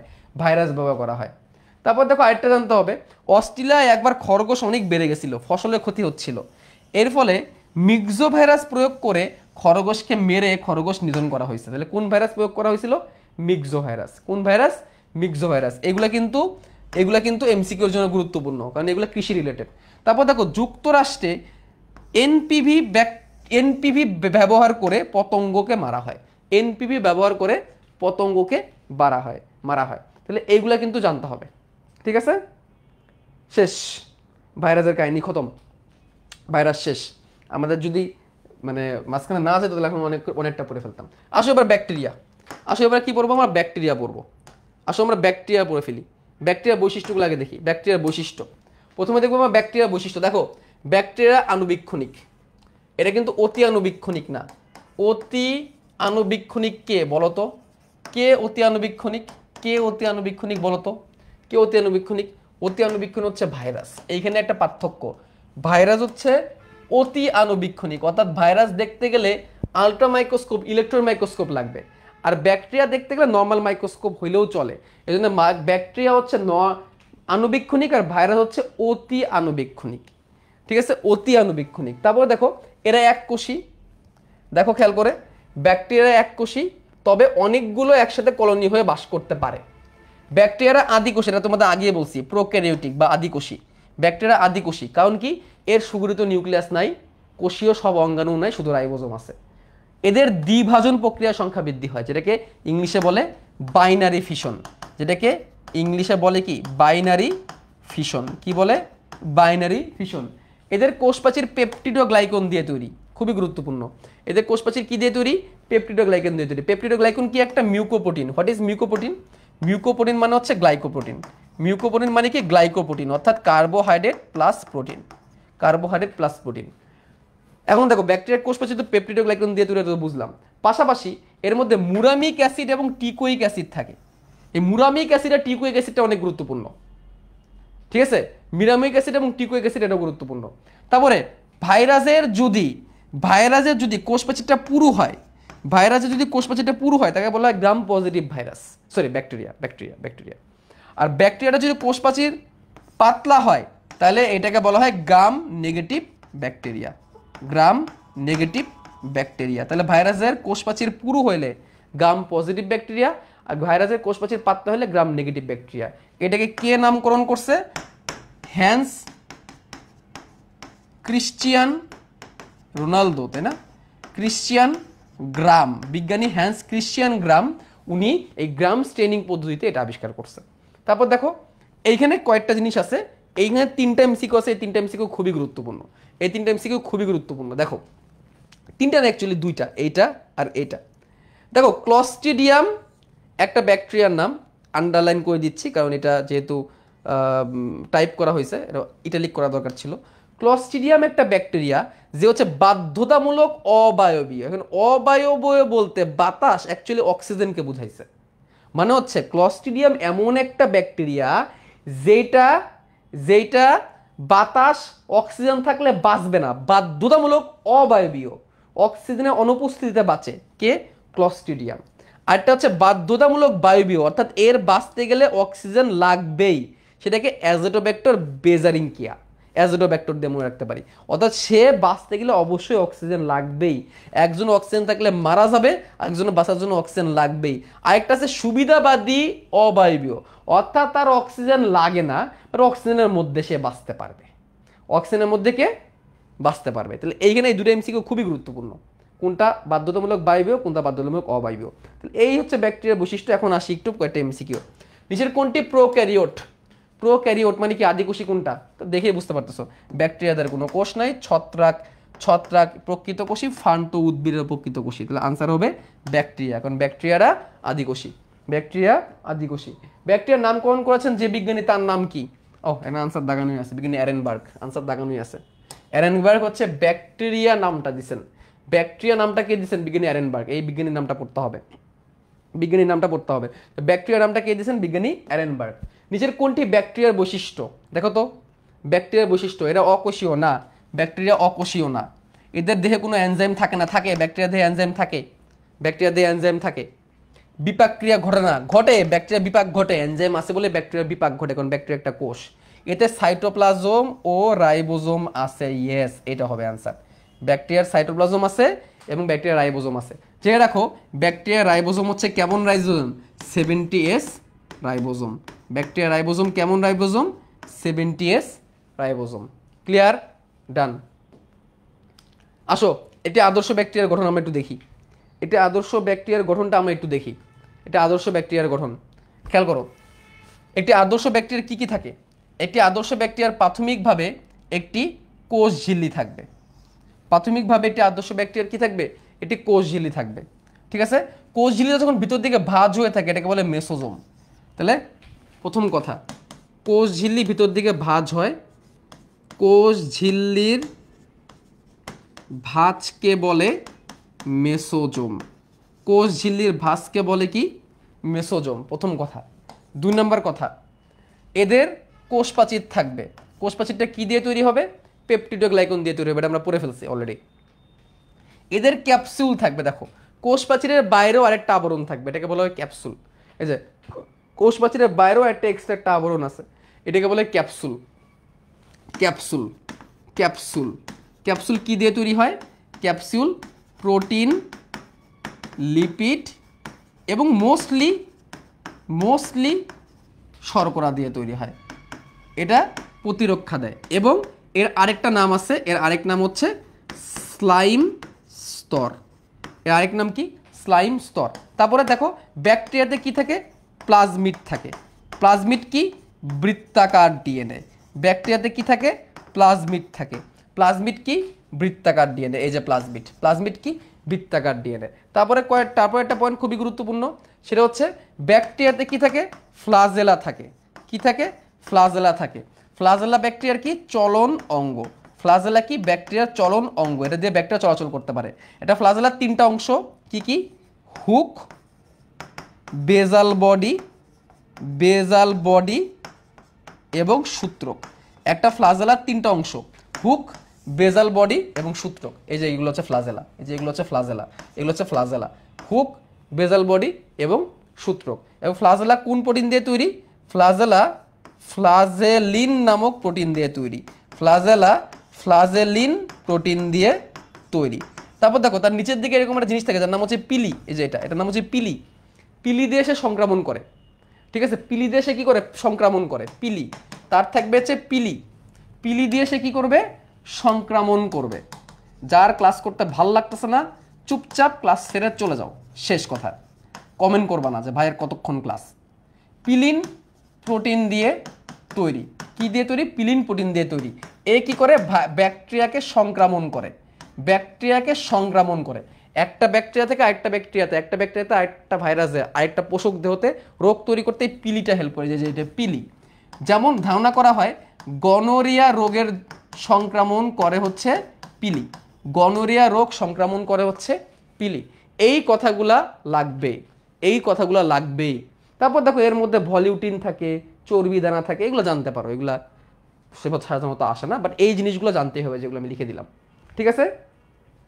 তাহলে দেখো ব্যাকটেরিয়ার কোষ প্রাচীরের প্রধান উপাদান কি, ব্যাকটেরিয়ার কোষ প্রাচীরের প্রধান উপাদান কি, পেপটিডোগ্লাইকন। পেপটিডোগ্লাইকন এটা কি, গ্লাইকোপ্রোটিন বা মিউকোপ্রোটিন। পাশাপাশি এর আর কি আছে, পাশাপাশি এখানে আছে মুরামিক অ্যাসিড এবং টিকোইক অ্যাসিড, মুরামিক অ্যাসিড এবং টিকোইক অ্যাসিড। তারপরে প্লাজমিড পাওয়া যায় কোনটিতে, অবভিয়াসলি ব্যাকটেরিয়াতে, আম গাছে তো আর পাওয়া যাবে না। দেখো এটাও কিন্তু এগ্রির প্রশ্ন, কত সহজ প্রশ্ন দেখছো, প্লাজমিড কোথায় পাওয়া যায়। প্লাজমিড খুবই গুরুত্বপূর্ণ একটা টপিক, দেখো প্লাজমিড খুবই গুরুত্বপূর্ণ টপিক, কারণ এই প্লাজমিডটা ভাইয়ের কয়টা চ্যাপ্টার আছে দেখো, বোটানির কয়টা চ্যাপ্টারে প্লাজমিড আছে, বোটানির চ্যাপ্টার 1-এ আছে, বোটানির চ্যাপ্টার 4 অণুজীবে আছে, বোটানির চ্যাপ্টার 11-এ প্লাজমিড আছে। প্লাজমিড কতগুলো জায়গায় আছে, ঠিক আছে, এবং চ্যাপ্টার 11-এ বেশি আলোচনা করছে প্লাজমিড নিয়ে, জীব প্রযুক্তি। আসো এবার আমরা ফ্লাজেলাগত শ্রেণীবিন্যাস দেবো ব্যাকটেরিয়ার, ব্যাকটেরিয়ার ফ্লাজেলাগত শ্রেণীবিন্যাস দেখবো। দেখো এই একটা ব্যাকটেরিয়া যার কোনো ফ্লাজেলা নাই, খেয়াল করো, এই একটা ব্যাকটেরিয়া যার কোনো ফ্লাজেলা নাই, এই ব্যাকটেরিয়াটার দেখো ট্রাইকোম, ফ্লাজেলা শিখতে গেলে একটা শব্দ শিখতে হবে, সেই শব্দটা হচ্ছে ট্রাইকাস, ট্রাইকাস, ট্রাইকাস শব্দটা আসে ট্রাইকোম থেকে, ট্রাইকোম, ট্রাইকোম মানে কি রোম, ট্রাইকোম মানে কি রোম, ট্রাইকোম মানে কি রোম। তাহলে যার কোনো ফ্লাজেলা নাই, এই একটা ব্যাকটেরিয়ার কোনো ফ্লাজেলা নাই, তাহলে সে হবে অ্যাট্রাইকাস, কি হবে, অ্যাট্রাইকাস, কোনো ফ্লাজেলা নাই। যার একটা মাত্র ফ্লাজেলা থাকবে, এরকম একটা ফ্লাজেলা থাকবে, তাকে বলা হয় মোনোট্রিকাস বা মোনোট্রাইকাস। এই ব্যাকটেরিয়া, এটা একটা ব্যাকটেরিয়া, এই ব্যাকটেরিয়ার একটা মাত্র ফ্লাজেলা, খেয়াল করো ব্যাকটেরিয়াটার আকৃতি হচ্ছে কমার মতো, কমাকৃতির ব্যাকটেরিয়া, একটা মাত্র ফ্লাজেলা, ঠিক আছে। এই ব্যাকটেরিয়াটার নাম হচ্ছে ভিব্রিও কলেরি, এই ব্যাকটেরিয়ার নাম হচ্ছে ভিব্রিও কলেরি, এটা কলেরার ব্যাকটেরিয়া, ভিব্রিও কলেরি, এটা কলেরার ব্যাকটেরিয়া, একটা মাত্র ফ্লাজেলা। যে ব্যাকটেরিয়ার দুই দিকে একটা করে ফ্লাজেলা থাকে, এটা উভয় দিকে থাকে, এটাকে বলে অ্যামফিট্রিকাস ব্যাকটেরিয়া। কি ব্যাকটেরিয়া, অ্যামফিট্রিকাস ব্যাকটেরিয়া, অ্যামফোটেরিক যৌগ, উভধর্মী যৌগ, অ্যামফিবিয়া উভচর জীব, অ্যামফি উভয় দিকে। যে ব্যাকটেরিয়ার একদিকে একগুচ্ছ ফ্লাজেলা থাকে, এটাকে বলা হয় লোফোট্রিকাস। লোফো মানে কি, লোফো মানে তোরা বা থোরা বা গুচ্ছ, এটাকে বলা হয় লোফোট্রিকাস ব্যাকটেরিয়া, লোফোট্রিকাস ব্যাকটেরিয়া, ঠিক আছে। আর যে ব্যাকটেরিয়ার চারিদিকে ফ্লাজেলা থাকে, যে ব্যাকটেরিয়ার চারিদিকে অনেকগুলো করে ফ্লাজেলা থাকে, এটাকে বলা হয় পেরিট্রিকাস ব্যাকটেরিয়া। কি ব্যাকটেরিয়া, পেরিট্রিকাস ব্যাকটেরিয়া। পেরিট্রিকাস ব্যাকটেরিয়ার এক্সাম্পল হচ্ছে স্যালমোনেলা টাইফি, স্যালমোনেলা টাইফি জানতে হবে। পেরিট্রিকাস ব্যাকটেরিয়ার এক্সাম্পল হচ্ছে, এই যে পেরিট্রিকাস ব্যাকটেরিয়ার এক্সাম্পল হচ্ছে স্যালমোনেলা টাইফি, এর ফলে টাইফয়েড রোগ হয়, স্যালমোনেলা টাইফি, ঠিক আছে। আর অ্যাট্রিকাস, যার কোনো ফ্লাজেলা, এটার এক্সাম্পল হচ্ছে করেনিব্যাকটেরিয়াম ডিপথেরি, এর ফলে ডিপথেরিয়া রোগ হয়। এই তিনটা এক্সাম্পল জানলেই চলবে, এই তিনটা এক্সাম্পল জানলেই চলবে। আরে খুবই তো সহজ রে ভাই, কমাকৃতির ব্যাকটেরিয়া ভিব্রিও কলেরি, সহজ জিনিস, কলেরা কমাকৃতির ব্যাকটেরিয়া, একটু পরে আমরা আবার দেখব, এটা পড়বা। তারপরে চারদিকে থাকলে পেরিট্রিকাস, স্যালমোনেলা টাইফি, টাইফয়েড রোগ তৈরি করে। আর যার কোনোটাই নাই, অ্যাট্রিকাস, সেটা হচ্ছে করেনিব্যাকটেরিয়াম ডিপথেরি, শেষ। আর বাকিগুলো দরকার নেই, এইগুলো বললেই চলবে। তাহলে ফ্লাজেলাগত শ্রেণীবিন্যাস বুঝছি, ফ্লাজেলাগত শ্রেণীবিন্যাস বুঝছি, ডান। আরেকবার বুঝতে হলে ব্যাকে দেখে আসো, এমনিতেই শেষ করতে পারতেছি না, আবার বলে আরেকবার বুঝান। যে ব্যাকটেরিয়ার কোষে এক প্রান্ত একটি মাত্র ফ্লাজেলা থাকে তাকে কি বলে, এক প্রান্তে একটি মাত্র ফ্লাজেলা, এই যে কমাকৃতির, কার থাকে, ভিব্রিও কলেরি ব্যাকটেরিয়া থাকে, কলেরি, ভিব্রিও কলেরি, কলার একটা ব্যাকটেরিয়া থাকে, তাহলে মোনোট্রিকাস। তো এটা হবে কি মোনোট্রিগাস, এটা আসছে পরীক্ষায় মোনোট্রিগাস। হ্যাঁ, ভিব্রিও কলেরি এটা কমাকৃতির ব্যাকটেরিয়া। কি আকৃতির ব্যাকটেরিয়া? কমাকৃতির ব্যাকটেরিয়া। মনে রাখবা কমাকৃতির ব্যাকটেরিয়াগুলোকে ভিব্রিও নামে ডাকে, কমাকৃতির ব্যাকটেরিয়াকে ভিব্রিও নামে ডাকে। গোলাকৃতির যে ব্যাকটেরিয়া, গোলাকার যে ব্যাকটেরিয়া এদেরকে ডাকে কক্কাস নামে। কি নামে? কক্কাস নামে। তারপরে দণ্ডাকৃতির যে ব্যাকটেরিয়া, জেনে রাখো, দণ্ডাকৃতির ব্যাকটেরিয়াগুলোকে ডাকে ব্যাসিলাস নামে। দণ্ডাকৃতির ব্যাকটেরিয়াগুলোকে ডাকে ব্যাসিলাস নামে। গোলাকার, কক্কাস, দণ্ডাকৃতির, ব্যাসিলাস। কমাকার ব্যাকটেরিয়া যেগুলা এগুলাকে ডাকে ভিব্রিও নামে। নামের মধ্যে ভিব্রিও আছে। তারপরে পেঁচানো যে ভাইরাস, পেঁচানো যে ভাইরাস, পেঁচানো, এগুলাকে ডাকে spirillum, spiral virus, spirillum, spirillum, spirillum. পেঁচানো ভাইরাসগুলোকে ডাকে স্পাইরিলাম, যেমন স্পাইরিলাম মাইনাস।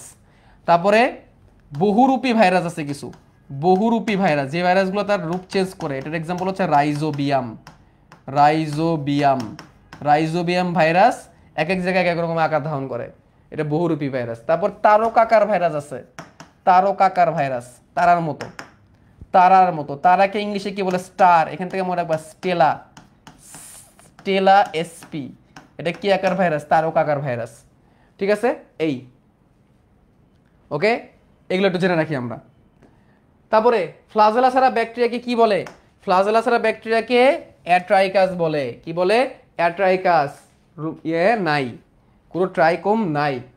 কোনটি সায়ানোব্যাকটেরিয়া? আচ্ছা দেখো, সায়ানোব্যাকটেরিয়ার ক্ষেত্রে একটু জিনিস কোনটা মনে রাখো, কয়টা জিনিস তোমাদের একটু বলি। সায়ানোব্যাকটেরিয়া, সায়ানোব্যাকটেরিয়া থেকে কয়েকটা কথা। সায়ানোব্যাকটেরিয়া এগ্রিতে অনেকবার আসছে, খেয়াল করো। সায়ানোব্যাকটেরিয়া, সায়ানো হচ্ছে একটা রং, সায়ান রং।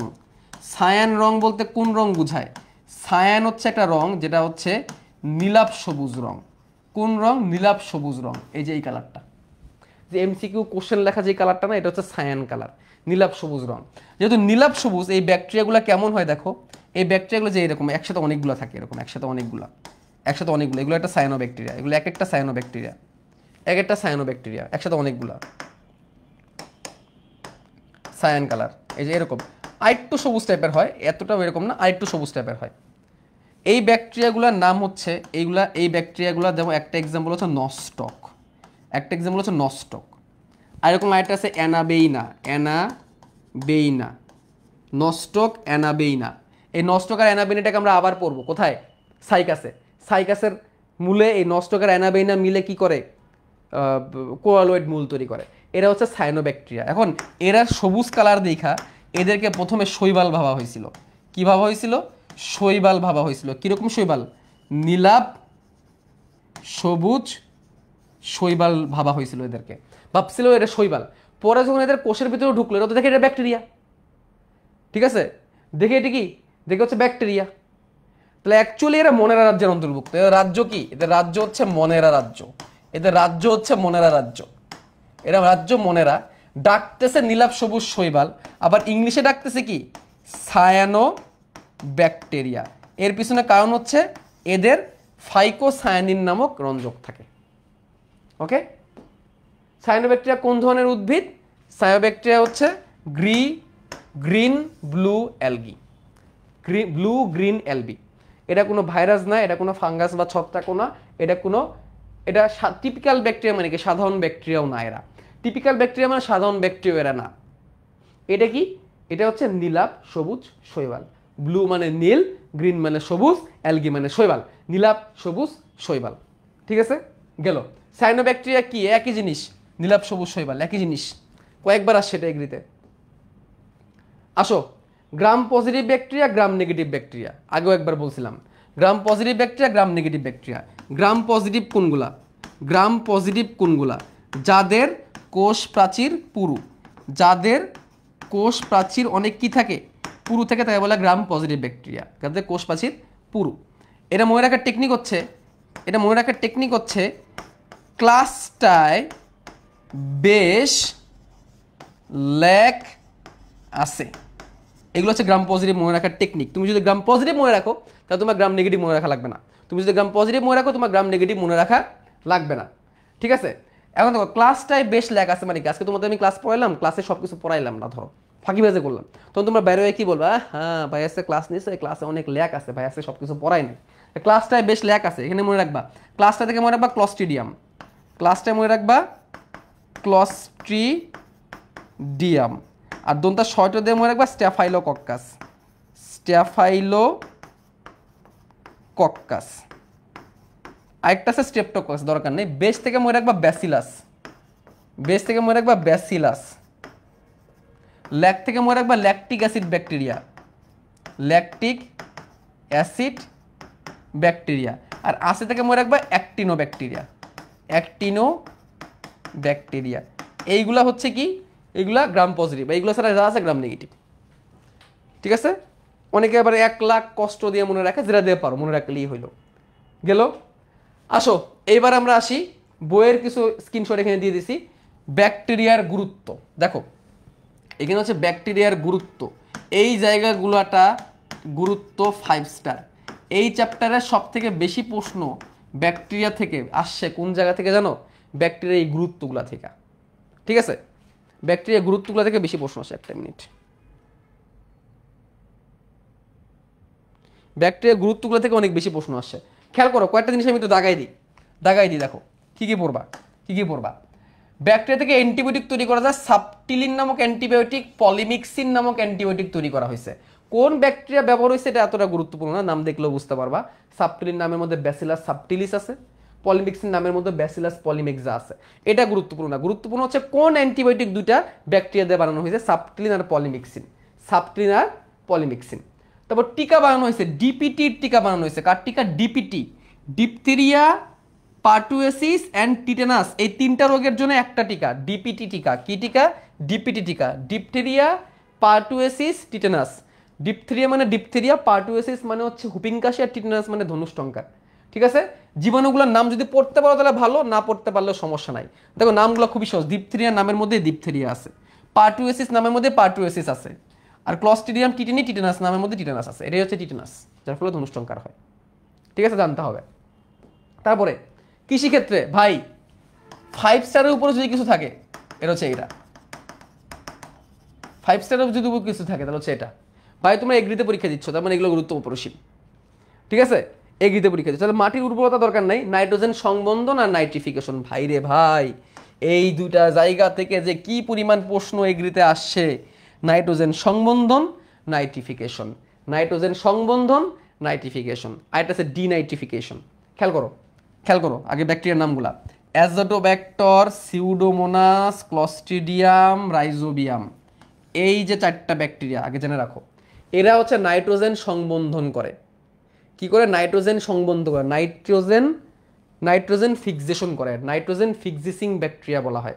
একটু এক্সট্রা পেজ নেই, নাইট্রোজেন একটু বুঝাই দিই তোমাদের।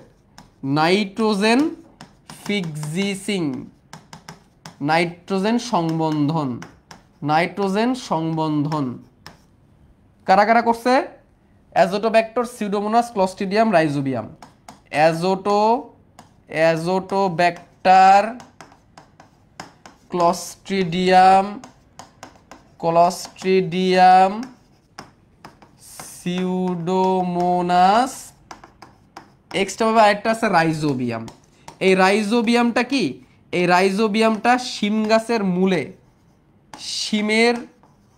মূলে নোডিউল তৈরি করে, বা একটা গুটির মতো তৈরি করে। এটা খুবই আসে এমসিকিউ এ।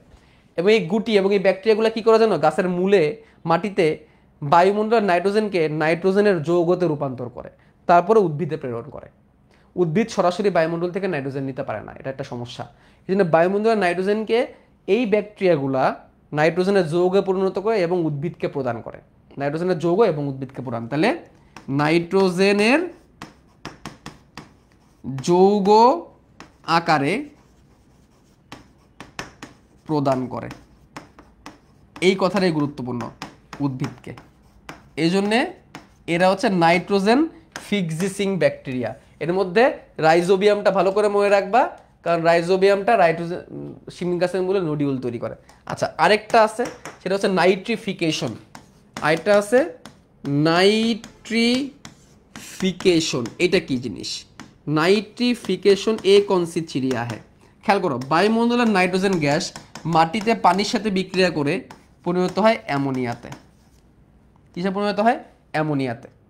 এই অ্যামোনিয়াকে বিভিন্ন ব্যাকটেরিয়া, কোন কোন ব্যাকটেরিয়া, এই অ্যামোনিয়াকে বিভিন্ন ব্যাকটেরিয়া, কোন কোন ব্যাকটেরিয়া, নাইট্রোসোমোনাস এবং নাইট্রোকক্কাস, নাইট্রোসোমোনাস এবং নাইট্রোকক্কাস কি করে, নাইট্রাইডে পরিণত করে। কিসে পরিণত করে, প্রথমে নাইট্রাইডে, নাইট্রাইডে পরিণত করে, নাইট্রাইডে পরিণত করে, নাইট্রাইডে, নাইট্রোসোমোনাস নাইট্রোকক্কাস। এরপরে এই নাইট্রাইটকে নাইট্রেটে পরিণত করে, নাইট্রেটে, নাইট্রেটে পরিণত করে আরেকটা ব্যাকটেরিয়া যার নাম হচ্ছে নাইট্রোব্যাক্টার, নাইট্রোব্যাক্টার। তাহলে কি কি ব্যাকটেরিয়া আগে পড়লাম, নাইট্রোসোমোনাস এবং নাইট্রোকক্কাস, নাইট্রোকক্কাস, কক্কাস মানে গোলাকার, নাইট্রোসোমোনাস নাইট্রোকক্কাস। তারা কি করলো, অ্যামোনিয়াকে নাইট্রাইডে পরিণত করলো, নাইট্রোব্যাক্টেরিয়া কি করলো, নাইট্রাইটকে নাইট্রেটে পরিণত করলো, এবং এই নাইট্রেট উদ্ভিদ গ্রহণ করবে, উদ্ভিদ কি করবে, গ্রহণ করবে। এইটাকে বলা হয় নাইট্রিফিকেশন।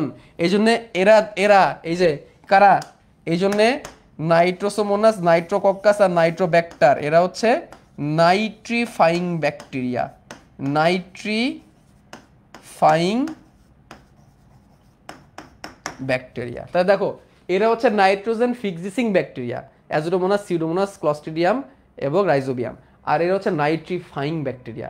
ভুল করা যাবে না ভাই, খুবই আসে প্রশ্ন এইগুলা থেকে, ঠিক আছে, এগুলা খুবই আসে, ঠিক আছে, এই জন্য এদেরকে নাইট্রিফাইং ব্যাকটেরিয়াও বলা হয়। ক্লিয়ার? তারপরে পতঙ্গনাশক হিসেবে ব্যাসিলাস তুরিঙ্গেজেনেসিস নামক ব্যাকটেরিয়াকে ব্যবহার করা হয়। বিটি, এটা দিয়ে বিটি কটন, বিটি বেগুন বানানো হয়, বিটি কর্ন বানানো হয়। ব্যাসিলাস তুরিঙ্গেজেনেসিস এটা পতঙ্গনাশক হিসেবে কাজ করে, জানতে হবে। এটা আমরা 11তম চ্যাপ্টারে আবার পড়বো, 11তম চ্যাপ্টারে আবার পড়বো, ঠিক আছে। তারপরে আরও আছে, চা কফি তামাক প্রক্রিয়াজাত করতে ব্যাসিলাস মেগাটেরিয়াম ব্যাকটেরিয়া ব্যবহার করা হয়। কেমনে মনে রাখবো, দেখো চা কফি তামাক, চা কফি তামাক এগুলো কি মেগা মেগা মেগা টাইপের বড় টাইপের ব্যবসা প্রতিষ্ঠান না, ছোটখাটো ব্যবসা না, তাহলে এগুলো বড় ব্যবসা, মেগা ব্যবসা, ব্যাসিলাস মেগাটেরিয়াম। দুগ্ধজাত যত শিল্প আছে এর মধ্যে ল্যাক্টো শব্দটা পাবা, স্ট্রেপ্টোককাস ল্যাকটিস, তারপর ল্যাক্টোব্যাসিলাস, হ্যাঁ ল্যাক্টো শব্দটা পাবা, এটা দুধ থেকে মাখন তৈরিতে ব্যবহার করা হয়। তারপরে এই প্রশ্নটা তো ভাই কয়েকবার আসছে, পাট শিল্পের এই প্রশ্ন কয়েকবার আসছে, পাটের আঁশ ছাড়াইতে কোন ব্যাকটেরিয়া ব্যবহার করা হয়, ক্লস্ট্রিডিয়াম ব্যাকটেরিয়া ব্যবহার করা হয়, কারণ ভাই এটা কৃষি রিলেটেড। এইটা কয়েকবার আসছে, পাটের আঁশ ছাড়াইতে কোন ব্যাকটেরিয়া ব্যবহার করা হয়েছে, ক্লস্ট্রিডিয়াম ব্যাকটেরিয়া ব্যবহার করা হয়েছে। পাটের আঁশ ছাড়াইতে কোন ব্যাকটেরিয়া ব্যবহার করা হয়েছে, ক্লস্ট্রিডিয়াম ব্যাকটেরিয়া ব্যবহার করা হয়েছে, ভালো করে জানতে হবে কোন ব্যাকটেরিয়া, ক্লস্ট্রিডিয়াম ব্যাকটেরিয়া। চামড়ার লোম ছাড়াইতে ব্যাসিলাস, এটা জানলেও চলে না জানলেও চলে, গেল। রাসায়নিক পদার্থ প্রস্তুত, এটা পড়ে নিবা তোমরা, তেমন আহামরি কঠিন কিছু না। এইটা লাগবে, ভিটামিন তৈরি। ইকোলাই অনেকগুলো ভিটামিন তৈরি করে, ইকোলাই অনেকগুলো ভিটামিন তৈরি করে। ইকোলাই ব্যাকটেরিয়া কি কি, ভিটামিন বি তৈরি করে, ভিটামিন কে, ভিটামিন বি12, ফলিক অ্যাসিড, বায়োটিন তৈরি করে। কোনটা তৈরি করে না এটা জেনে রাখো, এটাও পরীক্ষা আসে। ভিটামিন ই তৈরি করে না, ভিটামিন ই তৈরি করে না, তৈরি করে না কে, ইকোলাই, এটা জেনে রাখো, এটা পরীক্ষা আসে। জিন প্রকৌশলে ইকোলাই এবং অ্যাগ্রোব্যাকটেরিয়াম ব্যবহার করা হয়, এটা আমরা 11তম চ্যাপ্টারে আবার পড়ব। আচ্ছা, পয় নিষ্কাশনে জুগ্লিয়া ব্যাকটেরিয়া ব্যবহার করা হয়, তেল অপসারণে সিউডোমোনাস ব্যাকটেরিয়া ব্যবহার করা হয়। ধরো সমুদ্রে তেলবাহী জাহাজ যাচ্ছিল, সে তেল সমুদ্রে ডুবে গেছে, তাহলে পুরো পানির জলজ পরিবেশ নষ্ট হবে, তখন ওইখানে সিউডোমোনাস ব্যাকটেরিয়া ছেড়ে দেওয়া হয়।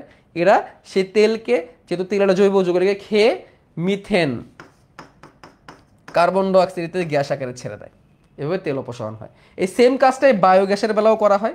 বায়োগ্যাস উৎপাদনের ক্ষেত্রে এই ব্যাসিলাস, ইকোলাই, ক্লস্ট্রিডিয়াম এবং বিশেষ করে মিথেনোকক্কাস ব্যাকটেরিয়া ব্যবহার করা হয়, এটা পরীক্ষায় আসে। মিথেনোকক্কাস ব্যাকটেরিয়া ব্যবহার করা হয় বায়োগ্যাসে, এটা পরীক্ষায় বেশি আসে। এই হচ্ছে কাজ, ওকে। এবার আসো, পাউরুটি প্রক্রিয়ায় ময়দার সাথে ইস্ট ব্যবহার করার ফলে পাউরুটি যে ফুলে উঠে, কোন গ্যাসের কারণে ফুলে, কোন গ্যাসের কারণে ফুলে, কোন গ্যাসের কারণে ফুলে, কার্বন ডাইঅক্সাইড গ্যাসের কারণে ফুলে। পাটের আঁশ ছাড়াইতে কোনটি কাজে লাগে, ভাই এটা কয়েকবার আসছে। পাটের আঁশ ছাড়াইতে কোন ব্যাকটেরিয়া কাজে লাগে, আবারও বলতেছি, এটা কয়েকবার আসছে। পাটের আঁশ ছাড়াইতে ক্লস্ট্রিডিয়াম ব্যাকটেরিয়া কাজে লাগে।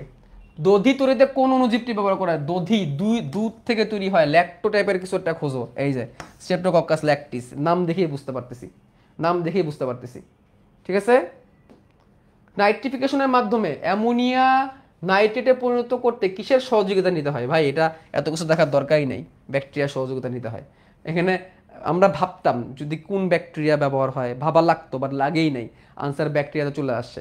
এখানে বলছে অ্যামোনিয়াকে নাইট্রেটে পরিণত করে কে? ওই যে নাইট্রোসোমোনাস, নাইট্রোব্যাক্টার আর নাইট্রোকক্কাস, এগুলাই। বাট এত দূর যাওয়ার দরকারই নেই, ব্যাকটেরিয়া দিয়ে আনসার হয়ে গেছে।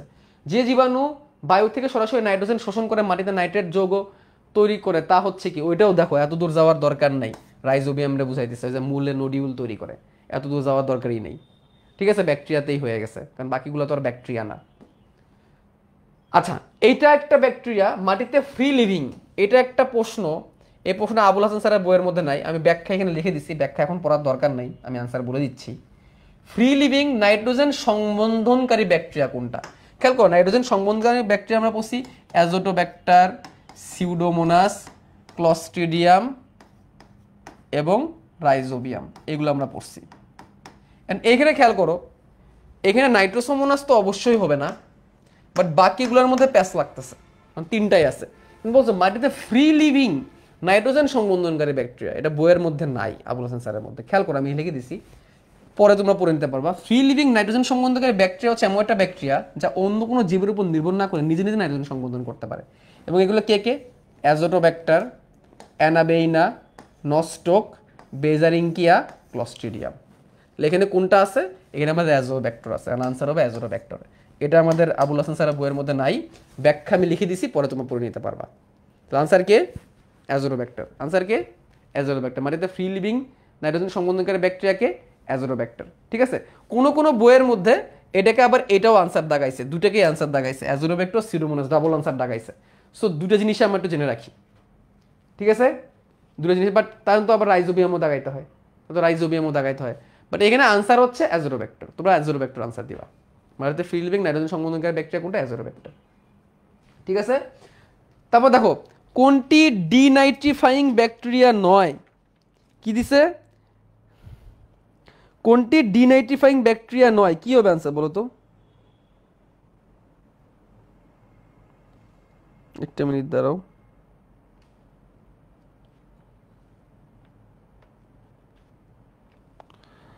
ডিনাইট্রিফাইং ব্যাকটেরিয়া নয়। দেখো ডিনাইট্রিফাইং নামটার মধ্যে তোমাদের দেখি একটু প্যাচ লাগতে পারে, কারণ আমরা এতদিন নাইট্রিফাইং পড়ছি,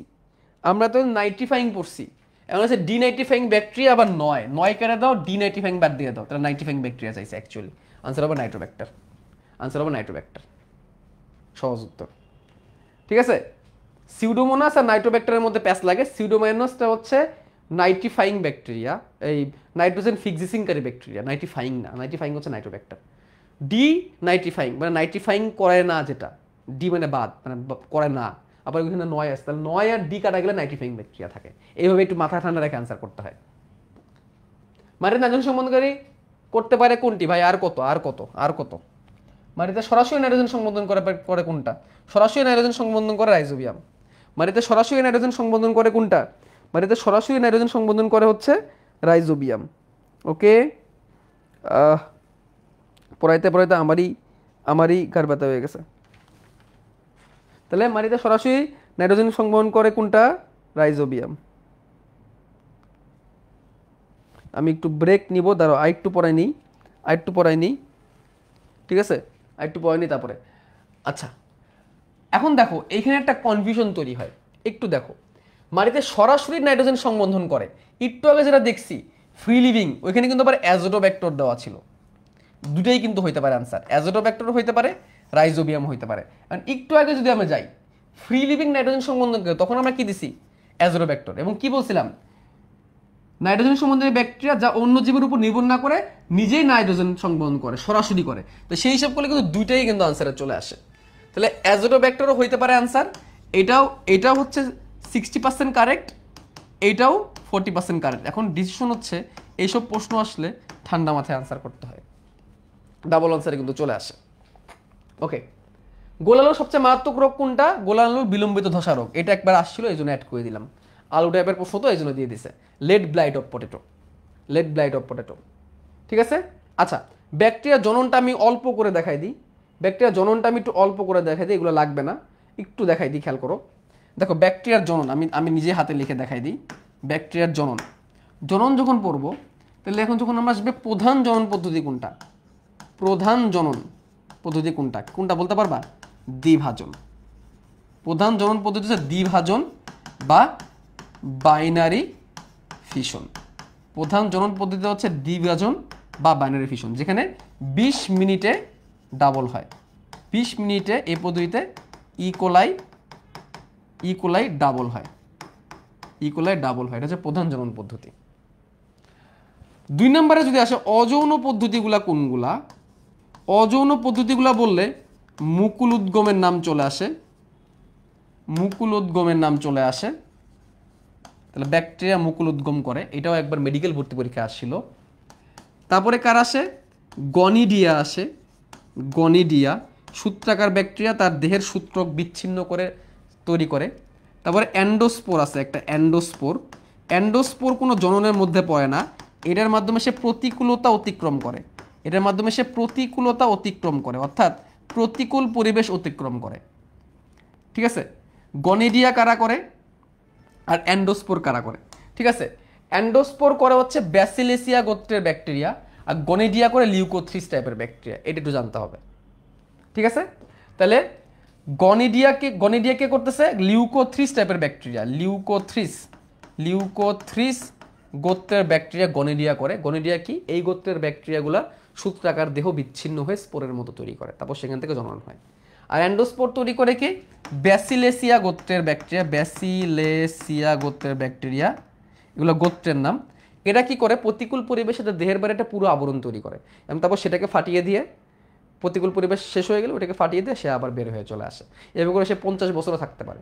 তো এভাবে করে তার ডাবল হয় না, সে জাস্ট প্রতিকূলতা অতিক্রম করে গেল। এবার যদি আসে আমরা যৌন পদ্ধতি আবার 3টা। কি? কনজুগেশন নালীপথ, 2টা ব্যাকটেরিয়া নালী তৈরির মাধ্যমে একজনের ডিএনএ আরেকজনের ডিএনএ ট্রান্সফার করবে। তারপরে হচ্ছে ট্রান্সফরমেশন, বাইরের পরিবেশ থেকে, প্রকৃতি থেকে, অন্য কোনো জায়গা থেকে একটা ডিএনএ নিয়ে ব্যাকটেরিয়ার মধ্যে ঢুকাই দেওয়া, এটা হচ্ছে ট্রান্সফরমেশন। এটা কৃত্রিমভাবে করা হয়, আমরা জেনেটিক ইঞ্জিনিয়ারিং এটা করি। আরেকটা হচ্ছে ট্রান্সডাকশন। এটা কি? একটা ব্যাকটেরিয়া ডিএনএ আরেকটা ব্যাকটেরিয়াতে পাঠানো হয়, মাঝখানে ভায়া থাকে হচ্ছে ভাইরাসের মাধ্যমে। খেয়াল করো, এখানে প্রত্যেকটার মধ্যে কি হইতেছে? ব্যাকটেরিয়ার কিন্তু সংখ্যা বাড়তেছে না, জাস্ট ব্যাকটেরিয়ার মধ্যে নতুন ডিএনএ ঢুকতেছে।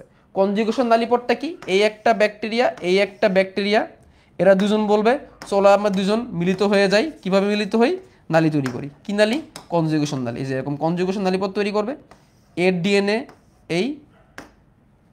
এর মধ্যে একটা ধরো এক্সট্রা ডিএনএ আছে, এটা যেটা কিনা এর কাছে ছিল না, সে কনজুগেশন নালীপথ তৈরি করার মাধ্যমে এর কাছে এই ডিএনএটা ট্রান্সফার করে দিবে।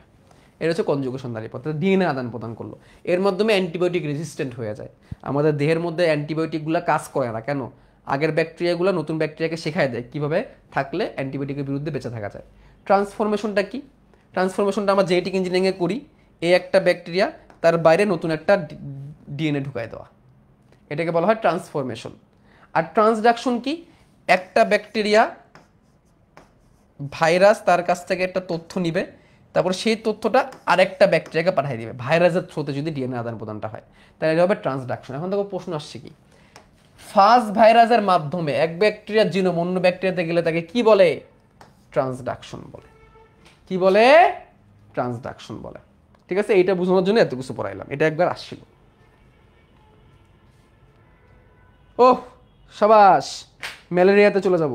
ম্যালেরিয়াতে যাওয়ার আগে আমি ছোট্ট একটা বিরতি, বেশিক্ষণ টাইম নিব না, বিরতি নিয়ে টাইম নষ্ট করা যাবে না।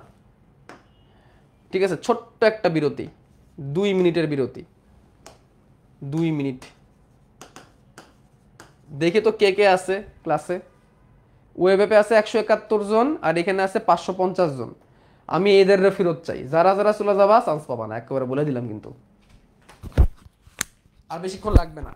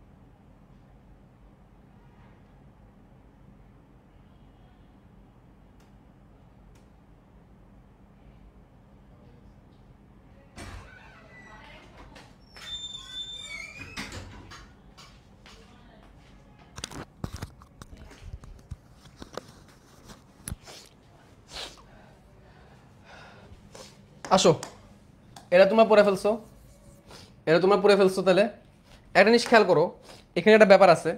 বিজ্ঞানী টটি সবার প্রথমে ম্যালেরিয়া শব্দটা ব্যবহার করছেন। ম্যাল শব্দের অর্থ দূষিত বা নষ্ট, আর এরিয়া শব্দটা আসে এয়ার থেকে, এয়ার মানে বায়ু। প্রথমে ধারণা করা হয়তো দূষিত বায়ু, অর্থাৎ ম্যালেরিয়া হচ্ছে বায়ুবাহিত রোগ, প্রথমে ধারণা করা হয়তো। পরে সায়েন্টিস্টরা অনেক গবেষণা করে দেখলো যে অ্যাকচুয়ালি এটা বায়ুবাহিত কোনো রোগ না, এটা অ্যাকচুয়ালি কোনো বায়ুবাহিত রোগ না। এটা হয়েছে কেমনে, ম্যালেরিয়াটা হয়েছে কেমনে, মশা এবং মানুষ এই দুইটা বাহক, মশা এবং কি মানুষ এই দুইটা বাহকের মধ্যে একটা প্লাজমোডিয়াম নামের একটা পরজীবী, কি পরজীবী, প্লাজমোডিয়াম পরজীবী, যেটা হচ্ছে প্রোটিস্টা রাজ্যের অন্তর্ভুক্ত একটা পরজীবী। এটা একটা প্রকৃতকোষী পরজীবী, আক্রমণে ম্যালেরিয়াটা হয়। তাহলে এটা মানুষের লোহিত রক্তকণিকা আক্রমণ করে এবং মানুষের যকৃত আক্রমণ করে এবং মশার দেহে আক্রমণ করে, অ্যানোফিলিস মশার দেহে আক্রমণ করে। তো মানুষের লোহিত রক্তকণিকায় আক্রমণ করে যে জীবাণু, এটা সবার প্রথমে একজন আর্মির ডাক্তার চার্লস লেভারন আবিষ্কার করছেন, যে আসলে এটা কোনো বায়ুবাহিত রোগ না, মানুষের লোহিত রক্তকণিকার মধ্যে পরজীবীটা পাওয়া গেছে। এবং তারপরে বিজ্ঞানী প্যাট্রিক ম্যানসন ম্যালেরিয়ার জীবাণুর জন্য মশা দায়ী এটা আবিষ্কার করছেন। কোন মশা দিয়ে এটা আবিষ্কার করছেন, সেটাও একজন সেনাবাহিনীর ডাক্তার স্যার রোনাল্ড রস, উনি আবিষ্কার করছেন অ্যানোফিলিস মশার মাধ্যমে এটা ছড়ায়। কয়েকটা কথা, প্রথমে ধারণা করা হয়তো বায়ুবাহিত, এটা শেষ। তারপরে বিজ্ঞানী চার্লস লেভেরন উনি আবিষ্কার করছেন যে মানুষের লোহিত রক্তকণিকার জীবাণুটা আছে এবং এটা একটা জীবাণু দ্বারা হয়, উনি প্রথমে এটা আবিষ্কার করছেন, এটা জীবাণু দ্বারা হয়। দেন এটা একটা মশার মাধ্যমে ছড়ায়, এটা আবিষ্কার করছেন কে আবিষ্কার করছেন, প্যাট্রিক ম্যানসন। এবং সেই মশাটার নাম অ্যানোফিলিস মশা, এটা আবিষ্কার করছেন কে, স্যার রোনাল্ড রস। পার্থক্যটা খেয়াল করবা। এখন দেখো স্ত্রী মশকিরা ম্যালেরিয়ার জীবাণু বহন করে তথ্যটি কে প্রকাশ করেন, মশকির মাধ্যমে ছড়ায়।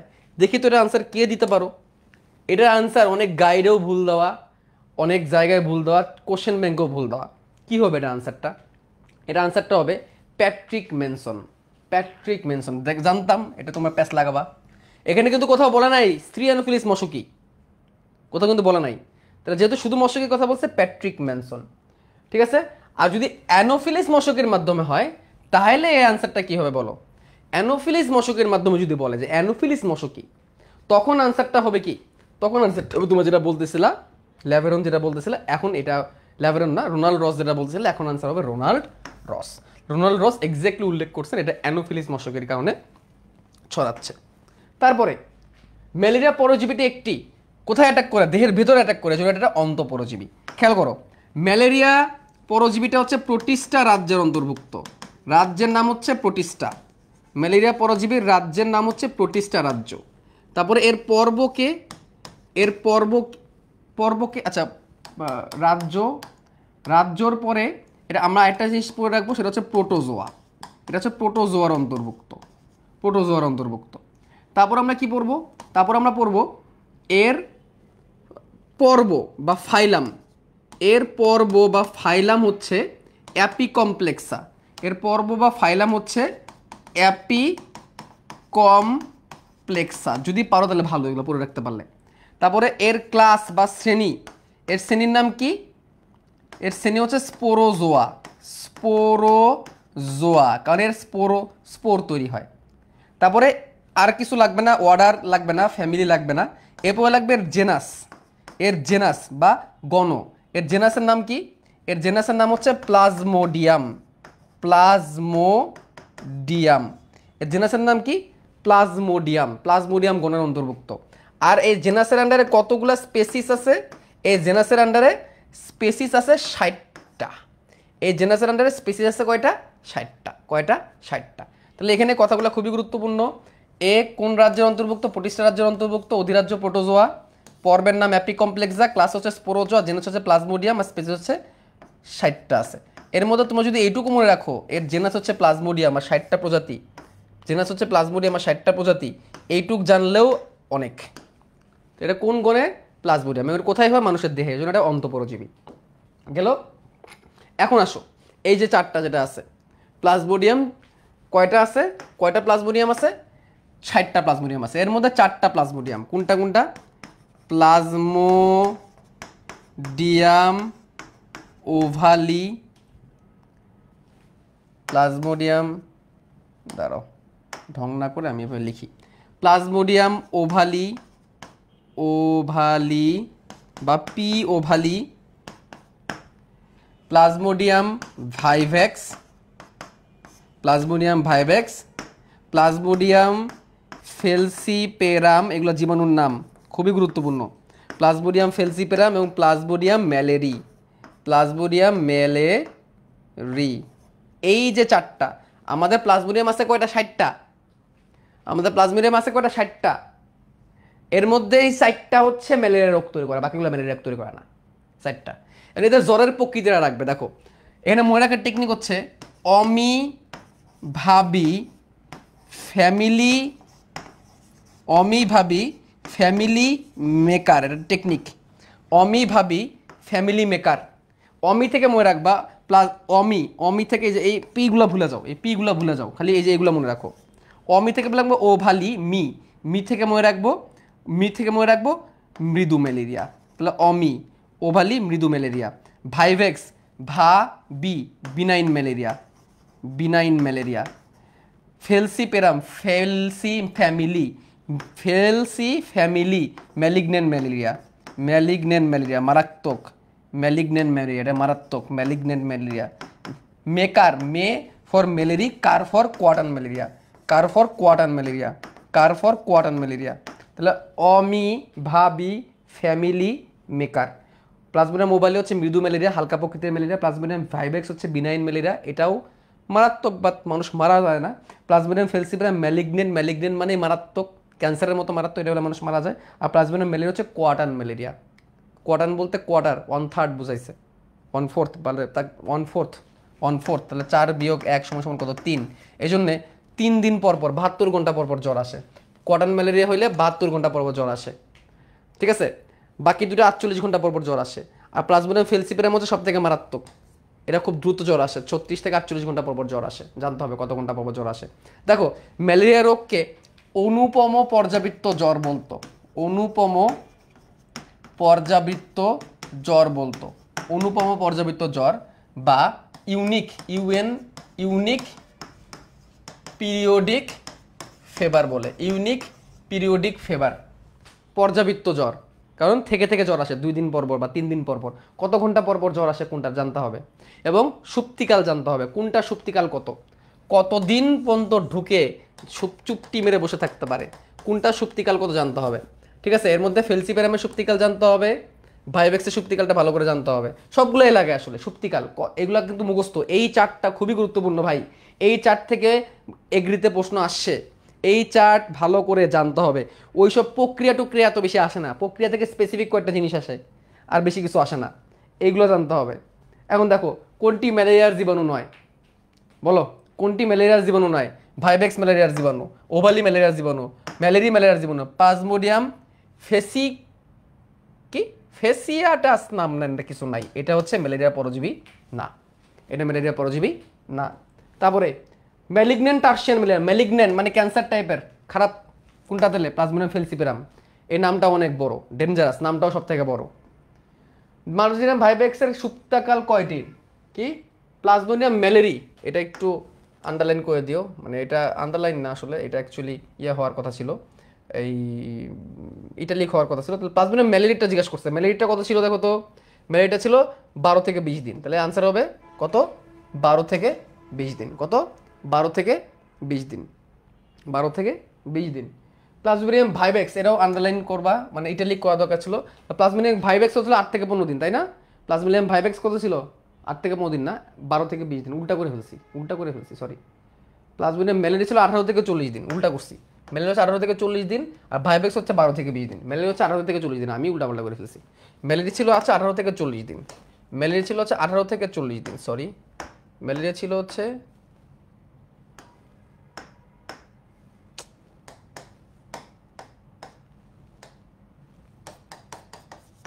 18 থেকে 40 দিন, আর প্লাজমোডিয়াম ভাইভেক্স ছিল 12 থেকে 20 দিন। এখন ঠিক আছে, ঠিক আছে, আমি উল্টাপাল্টা করে ফেলছি। দেখছো তাহলে অবস্থা, আমি এই উল্টাপাল্টা করে ফেলছি, তাড়াহুড়ার ঠেলায় আমি উল্টাপাল্টা করে ফেলছি। ঠিক আছে, দ্রুত করতে যায়, এই জন্য কখনো তাড়াহুড়া করতে যাবে না। সময় শেষ আসলে তাড়াহুড়া লেগে যায়, তোমাদের কমেন্ট দেখে আমারও তাড়াহুড়া লেগে গেছে। কখনো সময় শেষ হয়ে গেলে তাড়াহুড়া করবে না, তাড়াহুড়া করলে ভুল হবেই। আমি ভুল করে ফেলতেছি, তাহলে তোমাদের কি অবস্থা হবে তাহলে চিন্তা করো। ঠিক আছে, ওকে, ক্লিয়ার, ডান। তারপরে আসো এখন এখানে আমরা জীবন চক্রে আমরা একটু চলে যাই, জীবন চক্র চলে যাই। একজন প্রশ্ন করছো ভাই আপনি এনার্জেটিক ভাব কই, কি আমরা কোনো অ্যাঙ্গেল থেকে কি কম এনার্জি মনে হইতেছে? হ্যাঁ, আমরা কি কোনো অ্যাঙ্গেল থেকে কি এনার্জি কম মনে হইতেছে? হ্যাঁ, হ্যাঁ, কোনো অ্যাঙ্গেল থেকে এনার্জি কম মনে হয়? এতক্ষণ দাঁড়া দাঁড়া ক্লাসে দিছি, সে প্রথম থেকে আবার বলে জি, আবার বলে জি, মানে কম মনে হইতেছে। এটা কি বাঁকা বসাইছি, বাঁকা। है हिंदी में बात करने में एनर्जी ज्यादा हो जाता है ना। मैं तो हिंदी नहीं कहा हूँ, उर्दू कहूंगा, आप उर्दू। ঠিক আছে, আচ্ছা দেখো এখানে কি বলতে, দেখো ম্যালেরিয়া পরজীবীর জীবন চক্রের ধাপ, এখান থেকে একটু ভালো করে দেখো, এই জায়গাটা ভালো করে দেখো। এইটা যে বুঝবে, এইটাকে যে বুঝবে, তার জন্য ম্যালেরিয়া থেকে আর তেমন কোনো প্যাচ লাগবে না। ম্যালেরিয়ার জীবন চক্র এইটা দরকারই নেই, ম্যালেরিয়ার জীবন চক্র দরকারই নেই তোমাদের। ঠিক আছে, জাস্ট আমি যেটুকু বলবো এটুকু দেখো, খেয়াল করো। ম্যালেরিয়ার জীবন চক্রের মধ্যে একটা আছে অযৌন চক্র, এটাকে সাইযোগনি ডাকে, অযৌন চক্রকে সাইযোগনি ডাকে। আরেকটা হচ্ছে যৌন চক্র। যৌন চক্র হয় মশার দেহে, আর অযৌন চক্র হয় মানুষের দেহে। তাহলে কি কি দেখো, ম্যালেরিয়ার অ্যাসেক্সুয়াল, অ্যাসেক্সুয়ালটা হয় মানুষে, আর সেক্সুয়াল মানে যৌন চক্রটা হয় মশকিতে। কি মশকি? স্ত্রী অ্যানোফিলিস মশকি, মশকিতে। এই দুইটা জিনিস প্রথম মাথায় রাখবা। অযৌন চক্রকে সাইযোগনি ডাকে। ঠিক আছে, কি ডাকে? সাইযোগনি ডাকে। সাইযোগনি মানে কি? সাইজন্ট। অযৌন চক্রতে সাইজন্ট তৈরি হয়, এই জন্যটাকে সাইযোগনি বলে। What is schizont? সাইজন্ট কি? সাইজন্ট হচ্ছে বহু নিউক্লিয়াস বিশিষ্ট কোষ। বহু, সাইজন্ট কি? বহু নিউক্লিয়াস বিশিষ্ট কোষকে বলে সাইজন্ট। ম্যালেরিয়া যখন মানুষের দেহে অ্যাটাক করে তখন তার বহু নিউক্লিয়াস বিশিষ্ট একটা গঠন তৈরি হয়, এটাকে সাইজন বলে। কি বলে? সাইজন। এখন দেখো মানব দেহের আবার দুইটা জায়গায় অ্যাটাক হয়। মানব দেহের কয়টা জায়গায় অ্যাটাক হয়? দুইটা জায়গায়, লিভারে আর লোহিত রক্তকণিকা। এগুলো এমসিকিউতে আসে। মানব দেহের কোন কোন জায়গায় অ্যাটাক হয়? লিভারে এবং লোহিত রক্তকণিকায়, লিভারে এবং লোহিত রক্তকণিকায়। মশার দেহে কোথায় কোথায় চক্রটা চলে? মশার ক্রপের ভেতরে এবং ক্রপের প্রাচীরে, ক্রপের ভেতরে এবং ক্রপের বাইরে। ক্রপ মানে কি? মশার পাকস্থলীর মতো একটা গঠন আছে, এটাকে বলে ক্রপ। যেমন আমরা পড়ছি না ঘাস ফড়িংয়ের ক্রপ, এই ক্রপ, ক্রপের ভেতরে এবং ক্রপের প্রাচীরে, ক্রপের ভেতরে এবং ক্রপের প্রাচীরে। ঠিক আছে, এই করার জায়গা ভালো করে মনে রাখতে হবে। তাহলে মানুষের দেহে প্রথমে অ্যাটাক করে কোথায়? ফার্স্ট অ্যাটাক মানুষের দেহে, ফার্স্ট অ্যাটাক কোথায় হয়? মানুষের দেহে ফার্স্ট অ্যাটাক হয় লিভারে। এটা এমসিকিউতে আসে ভাই। ভাই খুব সহজ প্রশ্ন আসে এখান থেকে, তুমি যত এখানে পেঁচাবা তত তোমার ভুল হবে। আমি যেটুকু বলতেছি সেটুকু পরে যাও, দেখবা পেয়ে যাচ্ছ। জাস্ট হাতে গুনে কয়টা জায়গা থেকে এমসিকিউ আসে। কি আসে? যে যৌন কোথায় হয়, অযৌন কোথায়? বলো, যৌন কোথায় হয়? ক্রপ, মশকির দেহে। অযৌন কোথায় হয়? অযৌন কোথায় হয়? অযৌন হচ্ছে মানুষের দেহে। মানুষের দেহে কোন কোন জায়গায় অ্যাটাক করে? লিভারে আর লোহিত রক্তকণিকায়। মশকির দেহে কোথায় কোথায় হয়? ক্রপের ভিতরে এবং ক্রপের বাইরে। মানুষের দেহে সবার আগে কোথায় অ্যাটাক হয়? যকৃতে। মানুষের দেহে সবার আগে কোথায় হয়? যকৃতে। মানুষের দেহের কোন কণিকায় অ্যাটাক হয়? লোহিত রক্তকণিকা। মানুষের দেহে কোন কণিকায় অ্যাটাক হয়? লোহিত রক্তকণিকায়। অযৌন চক্রকে কি নামে ডাকে? সাইযোগনি নামে ডাকে। অযৌন চক্রকে কি নামে ডাকে? সাইযোগনি ডাকে। সাইযোগনি কোথায় হয়? মানুষের দেহে হয়। সাইযোগনি কোন কোন জায়গায় হয়? যকৃতেও হয়, লোহিত রক্তকণিকায় হয়। এইভাবে প্রশ্ন আসে। আচ্ছা দেখো, সাইযোগনির মধ্যে লোহিত যখন যকৃতে অ্যাটাক করবে, যকৃতে কি রূপে অ্যাটাক করবে? স্পোরোজোয়েট রূপে অ্যাটাক করবে। কি রূপে অ্যাটাক করবে? স্পোরোজোয়েট। এটা পরীক্ষা আসে। মানুষের দেহে কি রূপে অ্যাটাক করে? স্পোরোজোয়েট রূপে অ্যাটাক করে। এটা পরীক্ষা আসে। স্পোরোজোয়েট কি রূপে? স্পোরোজোয়েট। স্পোরোজোয়েটের আকৃতি কেমন? মাকু আকৃতি। স্পোরোজোয়েটের আকৃতি কেমন? মাকু আকৃতি। কি আকৃতি? মাকু আকৃতি। কি আকৃতি? মাকু আকৃতি। কি আকৃতি? মাকু আকৃতি। এগুলোই পরীক্ষা আসে। তারপরে সে কি করে? সাইজন করে, অর্থাৎ বহু নিউক্লিয়াস করে। এরপরে সে আরেকবার সাইজন করে। তাহলে মানুষের দেহে লিভারের মধ্যে সে দুইবার সাইজন করে। কয়বার? লিভারের মধ্যে দুইবার সাইজন করে। এরপরে লিভারকে যখন ড্যামেজ করে বের হয়ে আসে তখন তার নাম কি থাকে? মেটাক্রিপ্টোমেরোজোয়েট। কি নাম থাকে? Metacryptomerozoite. Micro metacryptomerozoite, macro metacryptomerozoite. কি নাম থাকে? মেটাক্রিপ্টোমেরোজোয়েট। যকৃতকে যখন ভাঙে কি নাম থাকে? মেটাক্রিপ্টোমেরোজোয়েট। এরপরে কোথায় অ্যাটাক করতে যায়? এই ছোটগুলা চলে যায় হচ্ছে লোহিত রক্তকণিকাকে অ্যাটাক করতে, মাইক্রোগুলা। লোহিত রক্তকণিকাকে অ্যাটাক করার পর লোহিত রক্তকণিকা যখন ঢোকে তখন তার নাম কি থাকে? ট্রোফোজোয়েট। লোহিত রক্তকণিকার মধ্যে যখন ঢোকে তখন তার নাম কি থাকে? ট্রোফোজোয়েট। লোহিত রক্তকণিকা রিংয়ের আকার ধারণ করে, তার নাম কি? Signet ring. লোহিত রক্তকণিকায় থাকার সময় সে অ্যামিবার মতো আকার ধারণ করে, তার নাম কি? অ্যামিবয়েড ট্রোফোজোয়েট। লোহিত রক্তকণিকার মধ্যে সে কি করে? সায়োজন করে। লোহিত রক্তকণিকায় সে ফুলের মতো আকার ধারণ করে, তার নাম হচ্ছে রোজেট দশা। এবং লোহিত রক্তকণিকার মধ্যে সে কি করে? গ্যামেটোসাইট তৈরি করে। কি তৈরি করে? গ্যামেটোসাইট। কি গ্যামেটোসাইট? মাইক্রো গ্যামেটোসাইট যেটা পুরুষ গ্যামেটোসাইট, ম্যাক্রো গ্যামেটোসাইট যেটা স্ত্রী গ্যামেটোসাইট, অর্থাৎ গ্যামেটোসাইট তৈরি করে। মনে রাখবা গ্যামেটোসাইট আর গ্যামেট এক না। আমি আপাতত বলতেছি, শুনো, পরে আবার দেখাবো। গ্যামেটোসাইট আর গ্যামেট এক না। এবং লোহিত রক্তকণিকাকে ভেঙে ফেলে। যখন লোহিত রক্তকণিকাকে ভেঙে ফেলে তখন হিমোজোয়েন নামক একটা বর্জ্য পদার্থ রক্তে মুক্ত হয়, যার ফলে কাঁপুনিতে জ্বর আসে। যখন লোহিত রক্তকণিকাকে ভেঙে ফেলে তখনই প্রথম লক্ষণ প্রকাশ পায়। এবং লোহিত রক্তকণিকা ভেঙে ফেললে কি হয়? এই গ্যামেটোসাইটগুলা রক্তকণিকা থেকে বের হয়ে রক্তরসের মধ্যে ছড়ায় যায়। এই ব্যক্তিকে যদি আরেকটা অ্যানোফিলিস মশা কামড়ায় তখন রক্ত চুষে নেয়। রক্ত চুষার মাধ্যমে ওই মশার পেটের মধ্যে এই গ্যামেটোসাইটগুলো চলে যায়। খেয়াল করো, গ্যামেটোসাইট কখন তৈরি হলো? লোহিত রক্তকণিকা ভাঙার ফলে। লোহিত রক্তকণিকা ভেঙে গ্যামেটোসাইটগুলো তৈরি না, গ্যামেটোসাইটগুলো মুক্ত হয়ে রক্তরসের মধ্যে ছড়ায় গেল। এই ব্যক্তির এখন ম্যালেরিয়া জ্বর হয়েছে, কাঁপুনিতে জ্বর আসছে, এই হিমোজোয়েন ছড়ায় যাওয়ার কারণে। এবার এই ব্যক্তি অলরেডি জ্বরে আক্রান্ত, তাকে যদি আরেকটা মশা কামড়ায় অ্যানোফিলিস, তখন তার পেটে রক্ত সহ এই গ্যামেটোসাইট চলে যাবে এবং গ্যামেটোসাইট থেকে গ্যামেট তৈরি হবে। গ্যামেট দুটো মিলিত হবে, যেটাকে বলে নিষেক। নিষেক কি তৈরি করবে? জাইগোট তৈরি করবে। জাইগোটটা মশকের ক্রপ ভেদ করে বাইরে চলে আসবে, তখন তার নাম হবে উকিনেট। কি নাম হবে? উকিনেট। উকিনেট হচ্ছে একটা সচল জাইগোট। উকিনেট কি? একটা সচল জাইগোট, ক্রপ ভেদ করে চলে আসে। এটাকে বলা হয় গ্যামেটোগ্নি। এই ঘটনাটাকে বলা হয় কি? গ্যামেটোগ্নি। গ্যামেট সৃষ্টি এবং নিষেক। এবার এই সচল জাইগোটটা বাইরে এসে উসিস্টে পরিণত হবে, ক্রপের প্রাচীরে এসে গুটির মতো তৈরি করবে, যেটার নাম হবে সিস্ট। কি সিস্ট? উসিস্ট। এবং এই উসিস্টটি পর্যায়ক্রমে আবার স্পোরোজয়েটে পরিণত হবে, মশার লালাগ্রন্থিতে জমা থাকবে। এই স্পোরোজয়েট আবার আরেকটা মানুষকে কামড়াবে, তার দেহের মধ্যে চলে যাবে। এই হচ্ছে পুরো চক্র। বুঝছো চক্রটা? দেখছো? পুরো চক্র এইভাবেই চলতে থাকবে। এই স্পোরোজয়েট তৈরি হলো আরেকটা মশকের দেহে, সে মশকে এবার আরেকটা মানুষেরা কামড়াবে, তার স্পোরোজয়েট যকৃতে চলে যাবে, যকৃত থেকে এভাবে চলতে থাকবে। এখন পুরো জিনিসটা আমি এখন তোমাদের দেখাই। আসো, প্রথমে কি হবে দেখো। আচ্ছা, আগে একটু পড়াইনি, আগে কটা এমসিকিউ সলভ করে নিই। ম্যালেরিয়ার জীবাণু মানবদের প্রবেশের পর প্রথম কোথায় আশ্রয় নেয় বলো? প্রথম কোথায় আশ্রয় নেয় বলো? কুইক বলো, প্রথম কোথায় আশ্রয় নেয়? যকৃতে। কেন? খাদ্যর সঞ্চয়, খাদ্য খোঁজে, খাদ্যর খোঁজে প্রথমে কোথায় আশ্রয় নেয়? যকৃতে আশ্রয় নেয়। খাদ্যের খোঁজে প্রথমে কোথায় আশ্রয় নেয়? যকৃতে আশ্রয় নেয়। মানুষের কোন অংশে ম্যালেরিয়া পরজীবী প্লাজমোডিয়াম ভাইভেক্সের সাইজোগ্নি প্রজনন ঘটে? দেখো, ঠান্ডা মাথায় পড়ো। মানুষের কোন অংশে, মানে কি মানব দেহে, মানে কি অযৌন চক্র, এইগুলোই পরীক্ষায় আসে।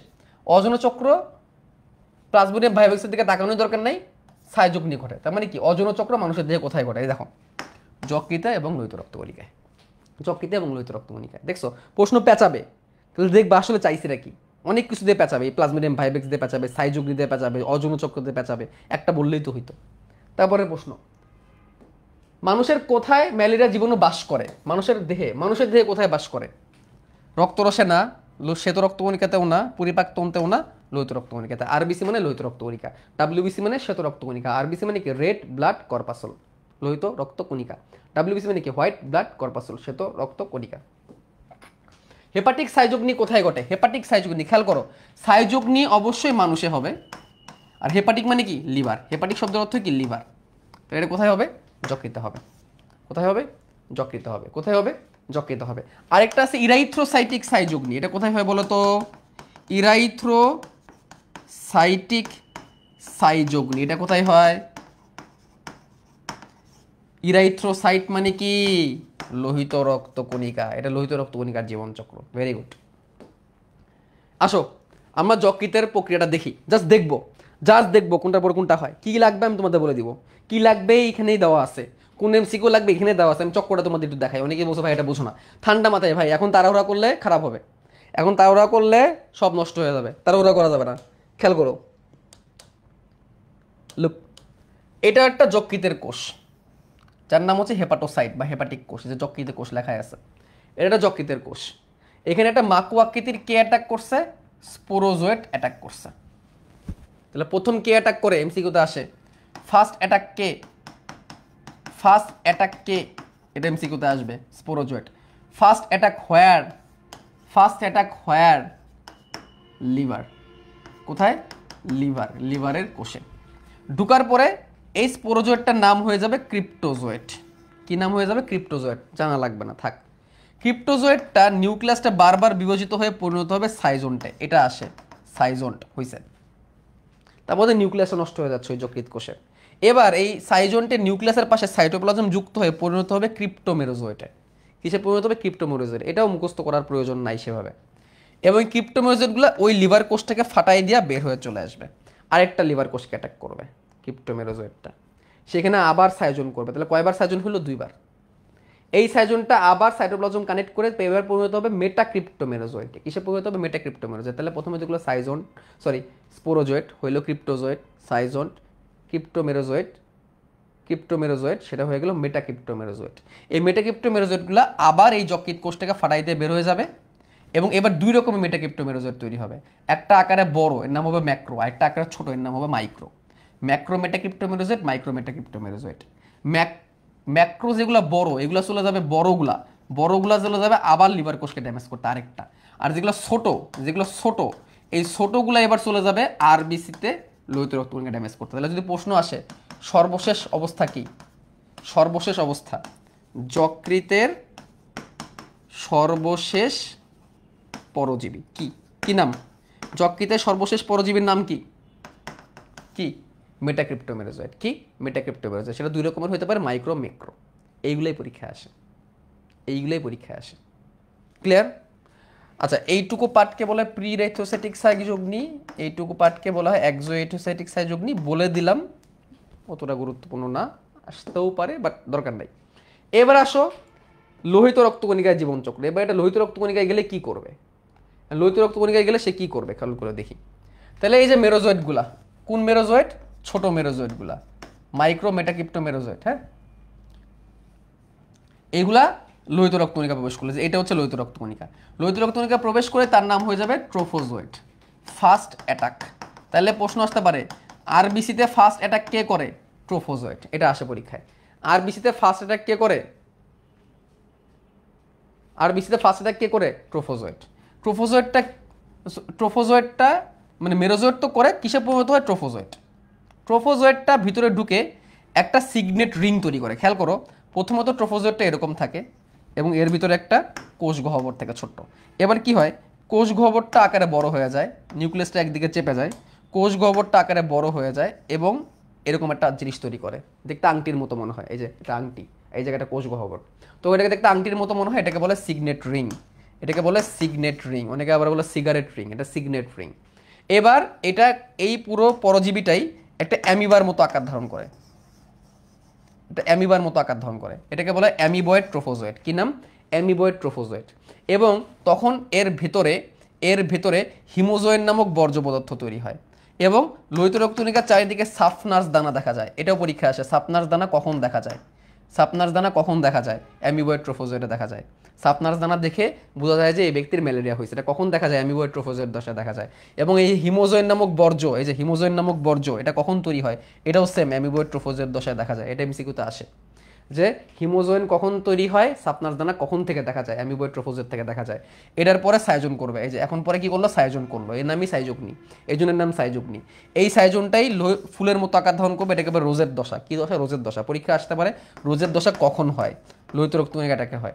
প্রত্যেকটা রোজের পাপড়ি থেকে তৈরি হবে আরও কিছু মেরোজয়েট এবং এখান থেকে কেউ পরিণত হবে কিসে? গ্যামেটোসাইটে। কিসে পরিণত হবে? গ্যামেটোসাইটে। এই যে এখানেই কিছু মেরোজয়েট গ্যামেটোসাইটে পরিণত হবে।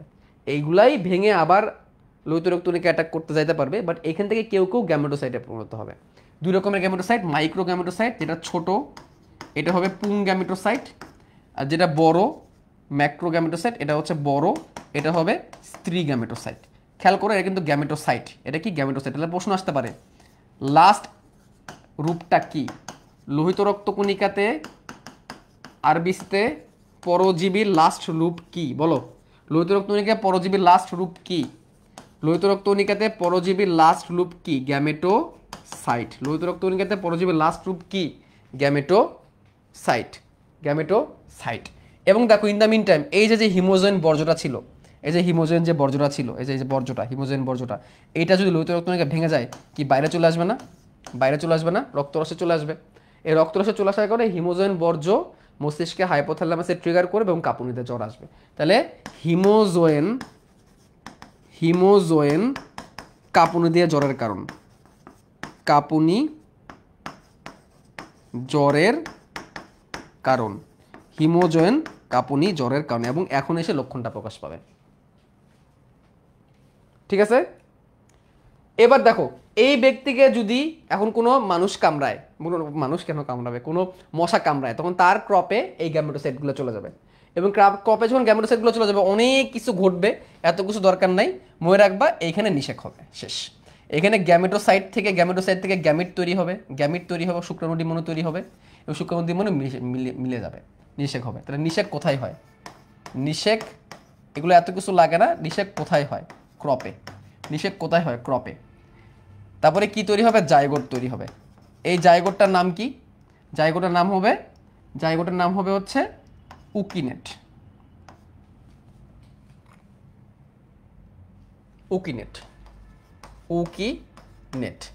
এবং উকিনেটটা কেমন? সচল। সে কি করবে? ক্রপ প্রাচীর ভেদ করবে, যে বাইরে চলে আসবে, বাইরে এসে কি লাভ করবে? কি আকার লাভ করবে? সিস্ট আকার লাভ করবে, তার নাম হয়ে যাবে উসিস্ট। কি নাম হয়ে যাবে? উসিস্ট। মশকির ক্রপে এরকম উসিস্ট, এই যে ক্রপ, মশার ক্রপ, এরকম উসিস্ট থাকে কতগুলো জানো? 50 থেকে 500টা। মশকির ক্রপে এরকম 50 থেকে 500টা উসিস্ট থাকে।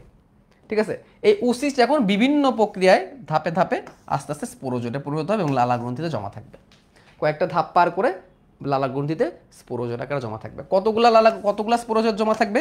3,26,000 স্পোরোজোট জমা থাকতে পারে 2 মাস। 3,26,000 স্পোরোজোট জমা থাকতে পারে। আর প্রত্যেকটা কামড়ে, প্রত্যেকটা দংশনে, প্রত্যেকটা কামড় বা প্রত্যেকটা দংশনে 10% মানুষের দেহে প্রবেশ করে।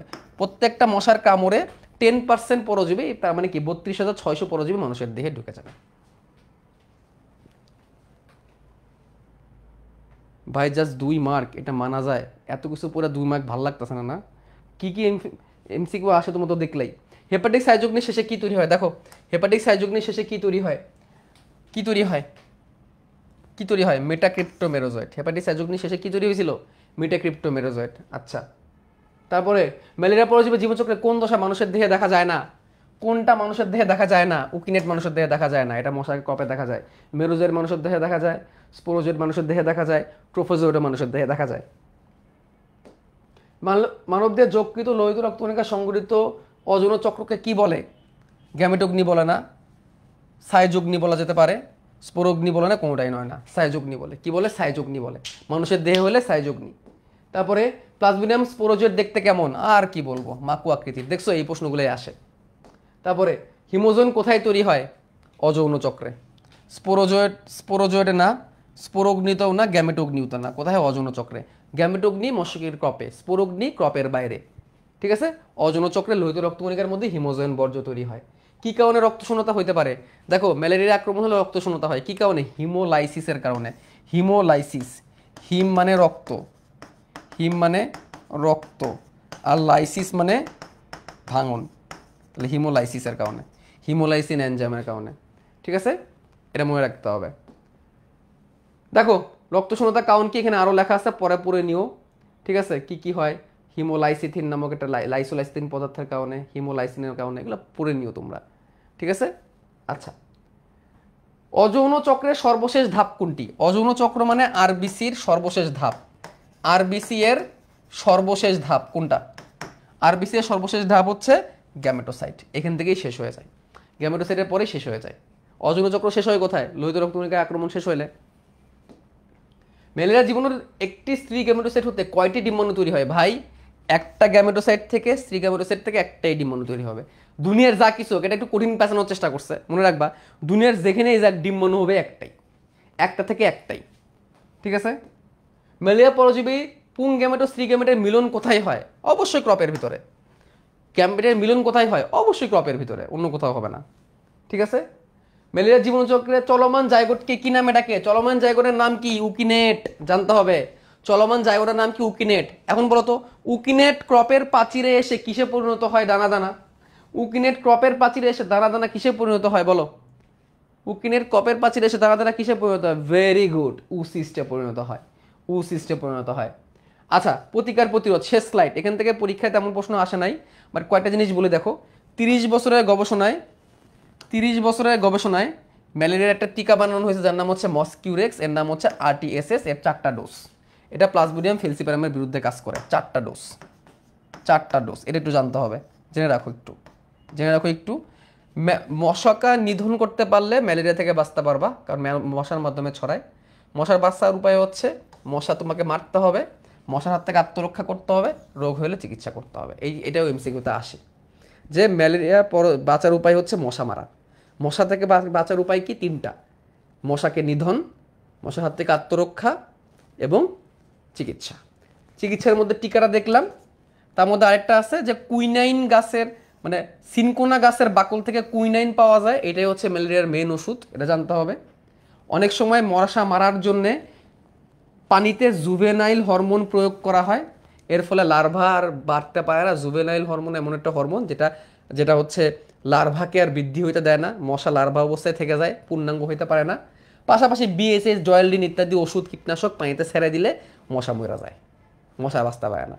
এরকম অনেক প্রসেস আছে, এই কটা জিনিস জানলেই চলবে। তার মধ্যে এইটাই বেশি ইম্পর্টেন্ট যে ম্যালেরিয়া প্লাজমোডিয়াম ফালসিপেরাম, প্লাজমোডিয়াম ফেলসিপেরামের বিরুদ্ধে কোনটা কাজ করে, কোন প্রতিষেধক টিকা কাজ করে, মস্কিউরিস প্রতিষেধক টিকা কাজ করে। এটাই শেষ। তোমরা কেমনে বুঝলা শেষ? যে এখানে দেখে যান নাই। আচ্ছা, এটাই শেষ page. Thank you very much. অনেকক্ষণ লাগলো, ওই আগের দিনের মতোই 3 ঘন্টাই, 2.5 ঘন্টাই লাগছে, 2.5 ঘন্টাই লাগছে। বাট আমরা খুব দারুণভাবে পড়ছি। কেমন লাগলো ক্লাসটা? বোরিং লাগছে? এনার্জি তোমরা বলছো ভাই আপনি এনার্জি কই? ভাই শুরু থেকে শেষ পর্যন্ত দেখো, টেনে এমনিই কথা কইছি আমি। লাস্টের টাইম বেশি লাগতেছিল, এই জন্য একটু মানে মজার কথা কম বলছি। ক্লাস কেমন লাগলো জানাই দিও। যা পড়াইছি এই এনাফ। যাদের মাথার উপর দিয়ে গেছে তারা ব্রেক নিয়ে পরে আইসো, পরে আইসা ক্লাস করো আবার, ঠিক আছে? ওকে, ডান ভাই। 2.5 ঘন্টার একটা ক্লাস, তোমরা কেমনে চিন্তা করো যে শুরু থেকে শেষ পর্যন্ত সিলাই সেম এনার্জি নিয়ে ক্লাস নিব? ওকে, যাই হোক, ভুল করে দুঃখ পাইও না, ঠিক আছে?